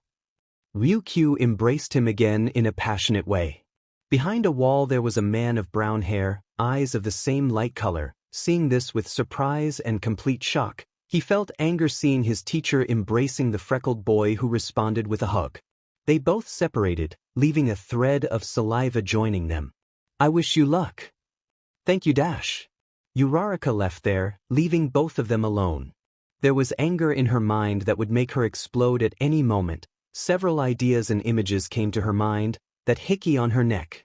Why Deku didn't go to sleep in the dorms one night and how she was limping a few days ago.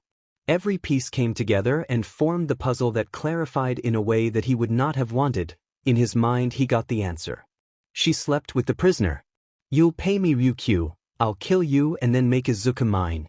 With a red glow like a deranged smile, the brunette gave a manic laugh was all that was heard as she advanced into the darkness. Hashtag hashtag hashtag hashtag hashtag hashtag hashtag hashtag hashtag hashtag hashtag hashtag hashtag hashtag hashtag. They didn't even need an introduction. The commentator was silenced by the auras of both of them who walked through the entire place, entering the abandoned city and began to advance towards their opponent. The reincarnation of the god of war advanced until he reached the center of the same city with his opponent. The professional heroes noticed above all else the enormous double-edged sword that was on his back. That weapon caught the attention of more than one just by seeing it. Hashtag hashtag hashtag hashtag hashtag hashtag hashtag hashtag hashtag hashtag hashtag hashtag hashtag hashtag hashtag hashtag hashtag hashtag. Afterwards he would get rid of these useless people. For now he had to focus on killing the reincarnation of Kratos and keeping his soul here and for all eternity. Odin advanced with the help of a staff. The man took off his cloak, revealing his thin body, which was nothing compared to the warrior in front of him. Many believed that this battle between the two of them would be somewhat unfair, until the old man raised his cane to hit the ground. Instantly an immense thunder fell on the last rival. Turning his staff in hand, he extended it to turn into a spear that he rested on his shoulder. His height was on par with the ghost, wearing silver armor with green touches, like a cape of white fur.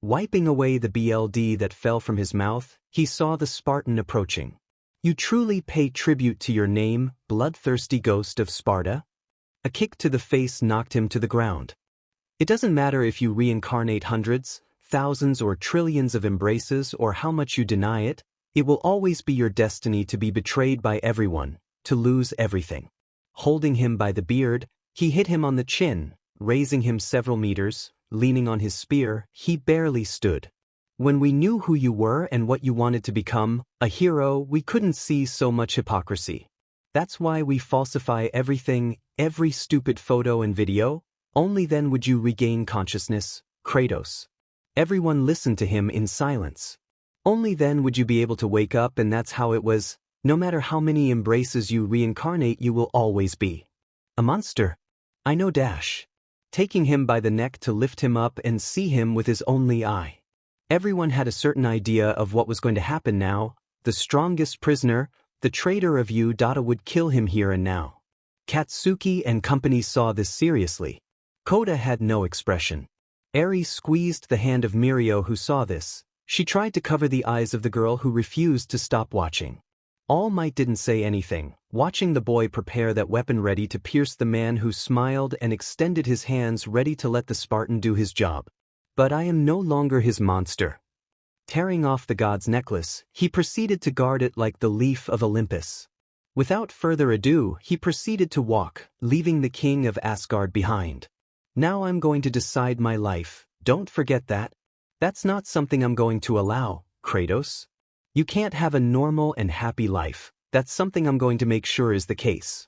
A deep darkness covered him. Izuku turned to see him, noticing that he took something out of an isolated space. I twist reality so I can get something out of it, something I never hope to see again. Everyone looked at a sword black as night, dead as death itself. That is the sword of Gore, the butcher of the gods. What is the idiot thinking? Come on, we must interfere. Taifesh. Katsuki stopped Shinso, Todoroki and Kirishima. Out of respect we must stay here and see. After all, a fight does not end until one of the two falls or dies.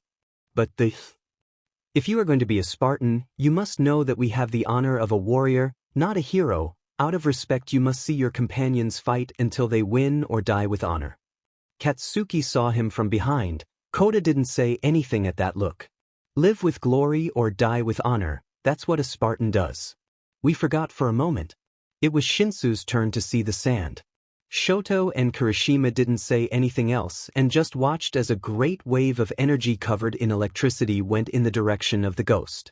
Izuku just focused the energy of war for all on his blade to throw a wave of celestial energy covered in flames that collided with Odin's.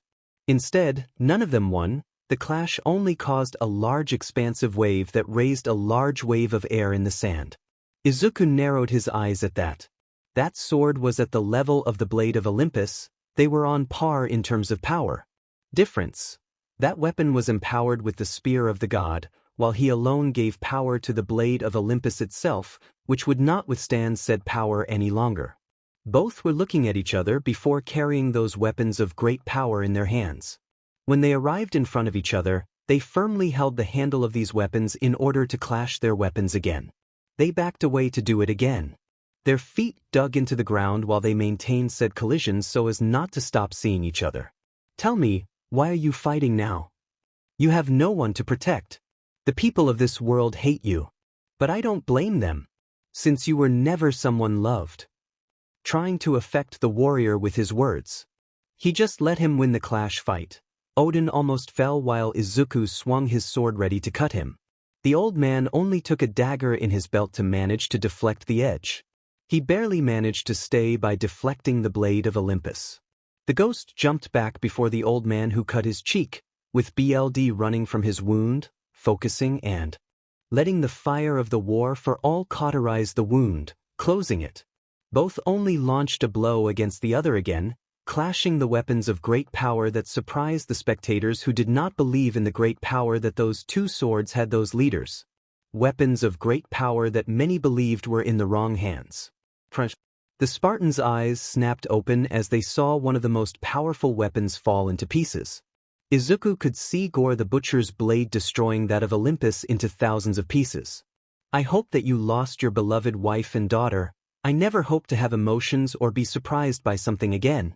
Haha. In the end you can never achieve what you set out to do. Izuku saw the handle with the broken edge in his hand. He moved it away to see the remains of it on the ground disappearing one by one. Goodbye, Kratos. Launching a downward slash at him who only raised his right hand with the remains of the Olympus blade. Pathetic. The god thought when he saw his vain attempt to save himself from his fate. A merciful death after all, he was a generous god. The people were speechless when they saw how Gore's sword was deflected with the golden medallino. Clenching his fist, he deployed one of the baskets to deliver such a blow that he knocked out more than one of the Norse god's teeth. The god held his jaw from such a blow, spit out blood like two other teeth. His Unshio watched the strongest prisoner come for him wielding the swords of chaos in hand. I already understood, this time, why the Olympians lost to him, who killed them one by one, or mercilessly killed one by one. Squeezing the handle of the weapon, he focused all his energy on this last attack, which was a vertical cut. When he thought he had hit it or even split it in two, he watched that same embrace stop his attack. Deflecting the blade to the side again, he pierced his abdomen with one of the swords. The people gasped for air from this, followed by holding his throat, squeezing it, almost tearing the head from the neck. Taking his weapon from his hands, he threw it to leave him defenseless and ensure that he would not try anything else. People saw how he maintained his steel grip on the old man. This time it seemed like he was going to kill him, but it was like that. Raising his hand, he manifested a magic circle all while he began to whisper some words, an ancient and almost dead language, hitting the god's abdomen, right in his heart, causing a great glow to cover him. Only a scream could be heard from the man who turned into energy to direct it into a container that he opened with his other hand. Now this was over. We'll continue. How are you? What did you think of this remake of this chapter? I just didn't like how it turned out before. Chapter end. Between heavy steps, someone advanced through the streets of a devastated city, poor and full of darkness. All of them hated, detested, and despised each other. He could see a boy running stealthily with some potatoes he had stolen. His condition clearly said the serious case of malnutrition he had. Stop there. The owner of said potatoes began to chase him, wanting to catch the brat who stole from him. With one step he let him pass by him, not interfering with his escape. This kingdom was sinking into darkness. The people were afraid and hid it with their hatred, the meadows dying, the livestock fallen, and few animals that died from a plague. Very soon it would go after the people, killing them one by one, if they haven't already done it. None of this worried Odin. He only cared about his comfort above all else. He only fed his knights so that they obey him. He only fed the strongest, leaving the weak to suffer hunger, poverty, and disease. This had to change. He could no longer stand this. He was no longer the same. His experience as Kratos and Izuku made him have a change in his ideal. He will stop Odin and all those who have done this to him. Disappearing in an alley, the stranger went through the darkness like a red flash or a ghost through his skin, climbing the great wall of the castle under the averted gaze of the guards. It was night, so no one from high society could see them. He stopped briefly to see women and men, all dressed in elegant clothes and cared for because they were relatives of each soldier. He turned his head, seeing what he was looking for, a huge geyser where the steam must be.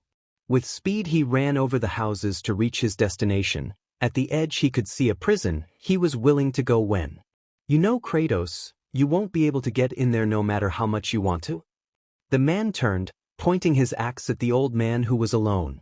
There is a powerful barrier protecting that place, old friend. I walk past him without worrying that he will try to kill him. We were never friends, not before, much less now. Hee, I know. Since I know you're confused, after all we were the ones who imprisoned you and all to get revenge on you. The old river before the boy's annoyed gaze. Calm down, ghost, if you don't want her to continue suffering. From his belt he took out a gem that shone, showing a flame that for a moment transformed into a female face. Do you have his soul? Yes, and here you have a piece of it. The crystal was given to him and he took it in his hands to see it, and then to the old man who had 5 other fragments. I have 5 people, including me, who want you dead, but first we will make you suffer for her. Present. Med. This can't be happening. The old man shouted before being absorbed by the hand of the ghost, who saw the crystal that formed in his hand of a small doll in the shape of a gnome with his cane. You should be grateful because you deserve a fate worse than death after everything you did. He just kept it on his waist while everyone looked at him. With a blow of his staff, Heimdall transported everyone back to UA. Those present only saw one person, someone who kept his broken sword on his back. This is not over. Thor was clear as Heimdall took them back to somewhere else. Of the 6 Asgardians who arrived, only 5 left with their pride trampled. No one said anything about his departure, much less the Spartans. He ignored the president, who looked at him with total rage. That you are under arrest for carrying more than one gift. And every Spartan will be sent to Tartarus. Shut up, will you? Katsuki passed by him along with the other Spartans. All of them in silence walked towards the freckled man. Each one raised his hand, extending the piece of soul that they recovered. Izuku just took one at a time until he had them all in his hand. He added his own, getting them to come together completely. A green glow came out of her hand, followed by hundreds of particles that went with the wind. She had already achieved peace. He only saw the others to turn around. Come on, we still have a lot to do. Shinso was clear as he carried the butcher's sword on his back, launching a bluish sphere which shone, creating a portal through which one by one the 5 Spartans passed, leaving everyone silent. Izuku was the last. Looking back, he noticed All Might. For Yutash. Everyone asked that question. The reincarnation of the god of war. Everything was silent once he passed through that portal. For a week there were no classes, no news from those 5. To your seats? Entering as always, Aisawa saw her students. Well, most of them, 5 were not there, and today was the first day of school this week. They had to start looking for their whereabouts. Since the president still wants to see those 5 behind bars, and even more so the freckled man, he sighed tiredly. Well, let's continue. Hours later. Office of the Director of UA. The rodent was doing his morning paperwork while drinking some tea to calmly continue this tedious work. Hopefully he would soon be able to retire to go to the countryside to spend the rest of his days. Happens. He said when he heard how his door was knocked and Aisawa entered. Director, none of those 5 have attended classes today. Has something happened to them? I doubted that this would be the case. After all, they are really strong, and even more so than Midoriya. The strongest inmate was someone almost invincible. After all, no one was. Despite the power they have, there will always be a weakness. A search will begin if they do not appear in a few more days. Where to start? After all, they passed through a portal. Very different from those of Kurogiri.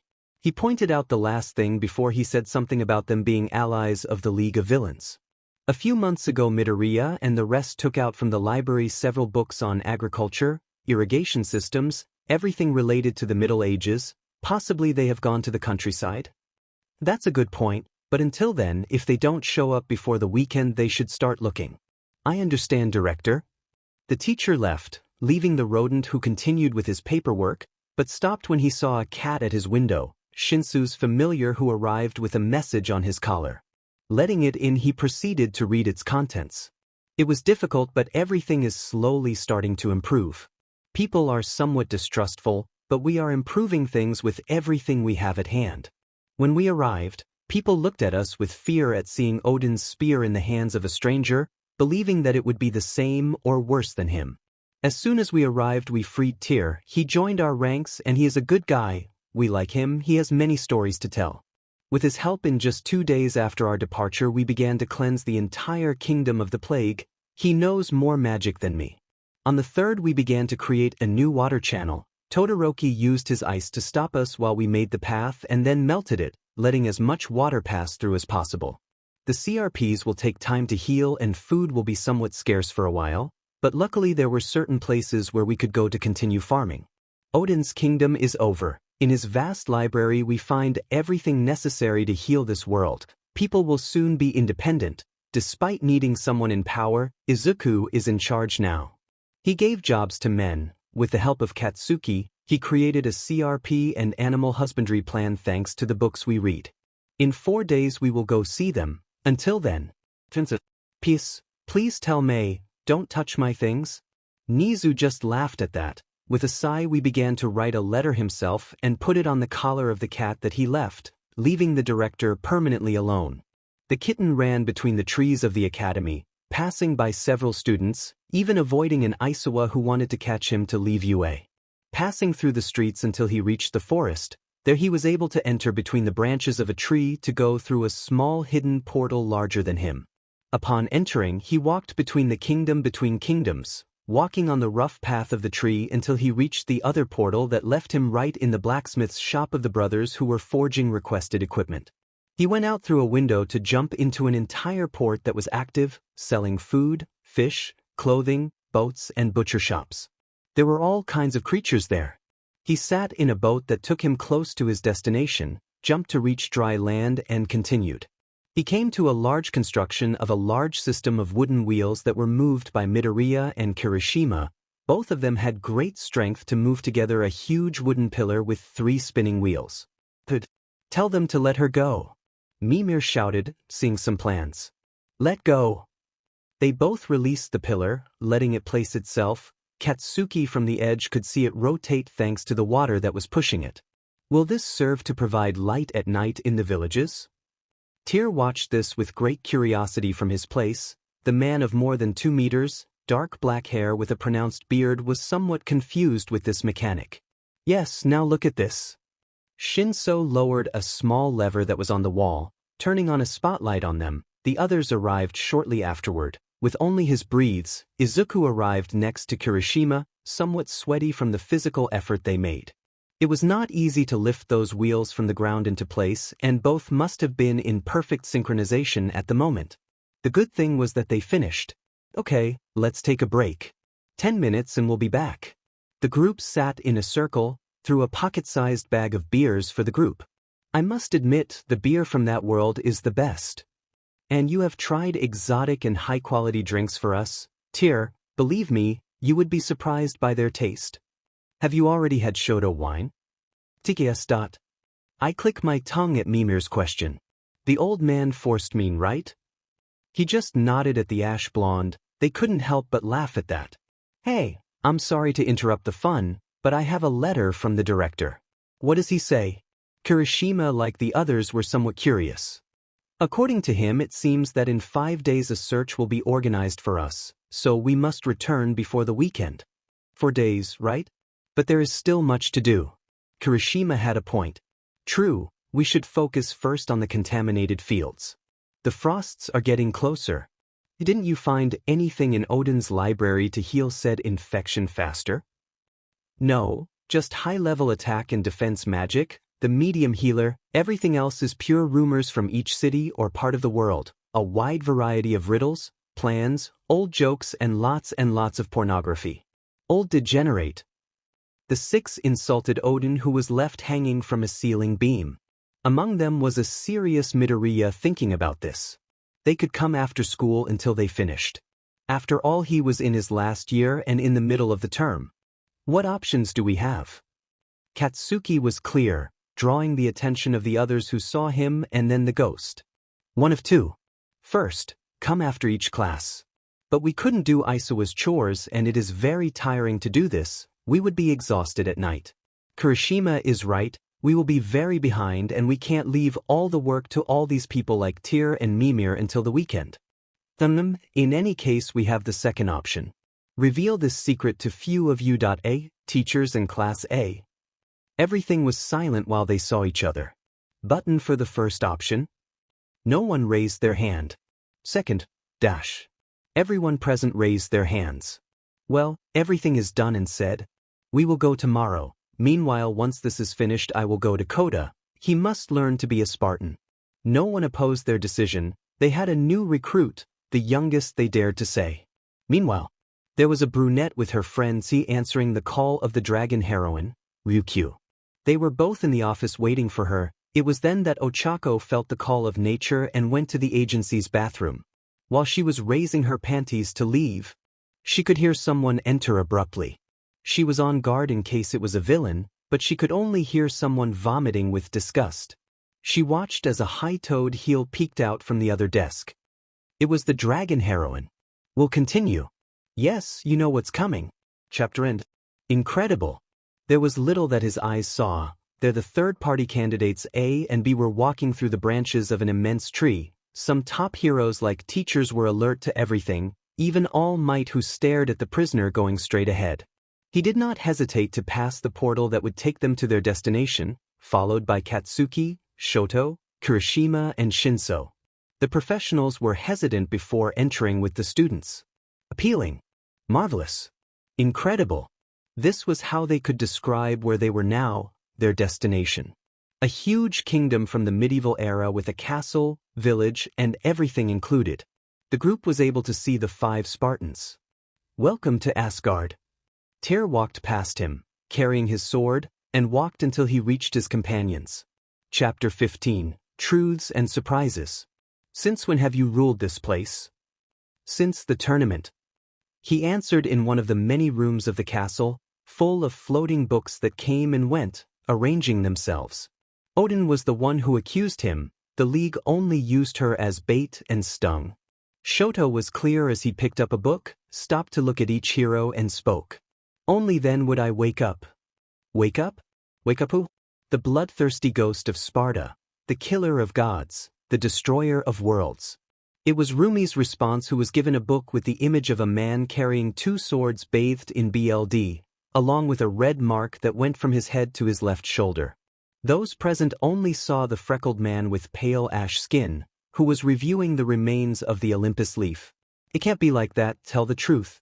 Midoriya Izuku. Tell us about it. Izuku was held by the freckled man who appeared before him in a single second. His hand buried in his tea and something came out of the teacher, everyone could see it. Izuku's soul floated out of his body before returning and he was breathing heavily. Izuku, are you okay? Midnight grabbed her friend's shoulder. What did you do?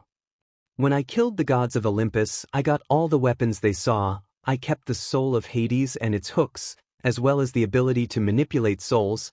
I separated it for just a second from his body, only that it will recover. Everyone heard him and saw the hero who only brought strong and stood up to see the strongest prisoner. Why did they want you to return? Revenge. Millennia ago I was the one who beat them up before dying.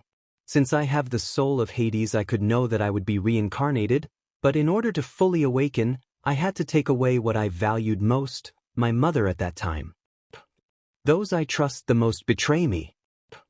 That only in this way would I be able to awaken my memories. Nobody said anything, there was only silence between them. Teachers and students could only remain silent before his words. What do they plan to do with this kingdom? Odin did not care about his people and their well-being, as king had to look after them. Katsuki could see the BSRD on a ledge, he could see and hear them. So we have decided to take him away and repair everything he has done. People suffer from hunger and kill for a simple bread. There are gangs of mercenaries out there and they steal what little they have left, even some of them are cannibals. They remained silent for his words. Katsuki clenched his fist, and if it weren't for Kirishima who held his hand, he would have destroyed the BSDRD with an explosion that would turn him into ashes in seconds. Izuku was clear that killing a god would bring terrible consequences, whether to life as a curse or to the world. They should not do it no matter how much he wanted to. Why did they bring us? All Might only saw 2 fingers that his former successor raised. The first, so you know why we haven't gone to classes this week, we try to make this a better kingdom. The second is that we cannot deal with all the construction work alone and help the people of this place. They were already understanding things better and the situation warranted it. What should we do? Most saw Nizu come forward and see the boy. For now we will teach them everything they need to know. Since the criminals here know about Asgardian magic, it would be dangerous to go alone without knowing how to defend themselves. That's not necessary. Leave them to me. Shoto and the others watched as it went out of a window. Does he know that we are on the top floor? Sheet. No, but now you know. Kirishima's joke made everyone or most of them laugh. Since several went to see how he was doing, another only saw the freckled man give a light laugh along with the others while he touched a P'Arjinsuai test with 2 lines with his fingers. Then I would give him the news.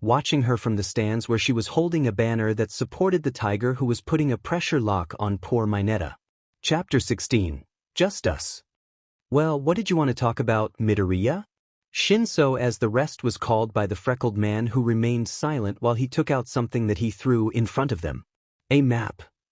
Todoroki took them and read them. Where did you get them from? The way others saw him. Among the league there is a traitor. He contacted me to give me his location.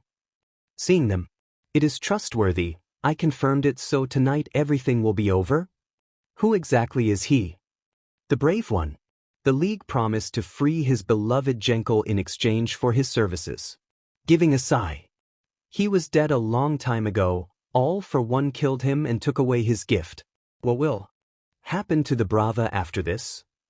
I think that is up to the judge. We must finish this. Yes, but what about Asgard and the other kingdoms? We can't just leave them. Katsuki had another point that the others shared. Mimir and Tyr. They will take care of this world, they will train Class A and B. I also brought Mirio. I hope they become strong enough to take care of this. Seeing them one by one, I speak again. Yes, maybe we won't come out alive, but it's all or nothing.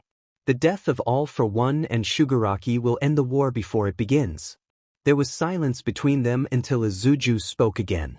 No one is obliged, I will understand. He raised an eyebrow when he heard how Katsuki laughed and spread it to the others. A Spartan never hesitates in a battle, never falls to a rival, and will never give up victory. That's what you said, that's what we'll do, so. We'll all go whether you want it or not. Kirishima was clear as he hugged his neck. Well, listen, this is the plan. Hours later, in one of Joshua's forests. Of the 5 Spartans, there were 4 divided into different parts of the place. Everything was ready while one of them was infiltrated looking for 2 specific targets. He smiled when he found them. Kurogiri serving drinks with hundreds of villains, so I'll leave that for another time. Dr. Garaki in his laboratory typing on the console with a Shugaraki on it, narrowed his eyes when he saw that. He had to hurry. In a single second the scientist's head was pierced by an arrow, a painless death. There was no one else, so it was easy to take over. He destroyed the container, letting the water flow, as well as the villain who only felt a cold chill on his teeth. He looked up, seeing Shinsu's red eyes, who raised his sword to cut the head of the successor of All for One. Kill Garaki and Shigaraki. I'm going now for Kurogiri, wait a little longer. I communicate through a circle. It would be dangerous to have a traditional communicator, its signal could be tracked. Leaving the bodies behind, he ran through the shadows and managed to get to where the villains were. There he saw them serve Davi another drink, but his gaze went to where Chui's was. His cloning gift was dangerous. An army of them could dominate entire nations if they wanted or could. Taking 2 arrows, he aimed his bow and shot. An arrow pierced the neck of the fog villain who exploded before all of them. The next was Chui's, who received it right in the head. Everyone could only see someone fall, raising a large cloud of smoke. Many tried to go for him. Instead, hundreds of vines held him down. The ice entered, freezing Davi when he wanted to burn the intruder. He melted the ice, managing to see Endeavor's youngest son. A family fight between them. Bakugo reached an area where hundreds of villains were waiting for him. He smiled evilly before launching himself at them all. Kirishima snapped his fingers, watching several Nomus come for him. You're going to lack hands to peel my PP. He shouted before launching himself at full speed, none of them standing a chance against the hardening berserker. Finally, Midoriya crossed a wall and saw villain number 1 waiting for him on his throne. You were late. Better late than never, All for One. The aura of war for all surrounded him as he wielded his twin swords. True. I think that wouldn't have helped save your mother, Midoriya. He stood up from his throne. Every machine connected to it was booted as he was on his way putting on his new helmet. What did you do to them? He looked around and saw Thor's hammer lying there. Not much, I just made them part of me. In his inventory of gifts there was one that he recently obtained, the gift of absorbing others. They came asking for help in acid. He gave it to them when he joined them to him. It is already a shame that that fisherman was not with them. It seems that he made a different decision than those of the 3 of them, the wisest one if he had to say. But come on, Kratos, don't let the death of your former enemies affect you. after all they killed your mother and put you in the Tartar. His hand broke in a very painful way to watch as a blade came out of it. Midoriya dodged a dagger made of bones. A new and stolen gift. Shall we start? He appeared in front of him and launched a blow that Izuku blocked with his shield. The impact made him go through several walls, passing through different scenes where the other 5 were fighting against villains and Nomus. Kirishima put another Nomu on the ground, turning to see a certain freckled man fly into the forest and then another who followed him. Luck dash. He couldn't interfere, that was between the two of them. Izuku crashed into several rocks and managed to stop his fall by spinning painfully until he stabbed one of his swords into the ground. He stood up in pain, grabbed his shoulder and put it in place. That guy got more gifts and absorbed the power of 3 Norse gods. I must have killed him. He stood up but only saw how hundreds of vines wanted to catch him. He jumped avoiding each one. Between rock and rock he managed to reach high and see it. The villain floating in the air laughing in amusement. You know, I never expected this. Since one helped me heal completely. The second strengthened me and the third gave me power. He squeezed her hand which burst into electricity. One that I had never felt. Using the golden bell he absorbed the great lightning that the villain threw, and in one movement he returned it to him. Instead he disappeared into that gray slime to appear at her side. Izuku narrowly dodged the blow, which had centered the air cannon that destroyed a large part of the forest behind him.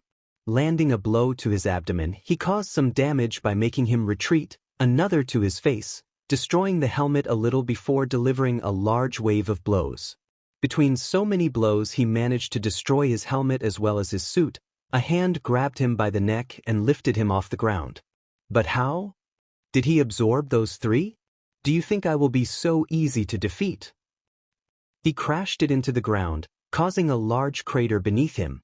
Midoriya spit out some BLD before holding the villain's arm with his hands and legs. Using his own weight he made him eat the ground and he applied more force, breaking his wrist and he let go, but not the villain.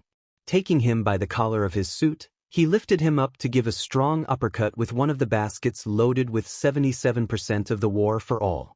All for Ona flew away and in the middle of it he smiled before disappearing into the gray liquid. Midoriya buried his feet in the ground as he caught the same villain who used all his strength in that blow against him. He turned his feet, holding the villain, applying a lock, and crashing him into the ground again. All for one I was amused by this, I had it where I wanted it. Izuku jumped back, narrowly avoiding a lightning bolt that struck the villain, but instead of killing him, he recharged his energy. He saw him seriously before drawing his swords from exile. With the Terra Plague active, he went for him. Hashtag. Do you think he needs our help? This is personal between them, so let them. Now come and help us. Shido went after Katsuki, leaving Davi trapped in a block of ice with his head and hands outside of it. It wouldn't cause a problem for now.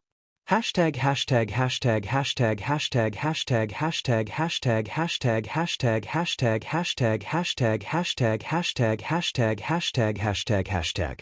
All for one smiled as he gave his all against the Spartan who launched all kinds of attacks with those swords. He could feel every movement he made. Thanks to the blind man. A sensory prediction ability, not a quirk, an ability developed by that man and acquired by him. You're too slow for me. It was then that he felt a cold sensation on his knee. The sword managed to pierce his lower abdomen. The freckled man stuck the other sword in his shoulder and decided to give such a headbutt that it broke his helmet as well as his face, where the villain retreated holding his face where the BLD was falling in C's. He could feel that he was already coming with another blow. He decided to avoid it, but another blow took him unexpectedly. He turned, letting out the BLD that Midoriya took from him with another blow with one of the baskets. He advanced to where the one who threw a large air bullet was. Midoriya only took his wrist which he crushed until it broke. All for one could only see him nail one of Hades's claws into his shoulder and the other into his eye. Midoriya began to exert force and something came out of the villain. A soul that he took out and took. When he saw it he could see that it was Freya. He just let her go. He had 2 others. All for one felt unimaginable pain as every soul was taken from his body, only his own was missing. No, please wait. He held his tea with his only good hand. This is the one I have left.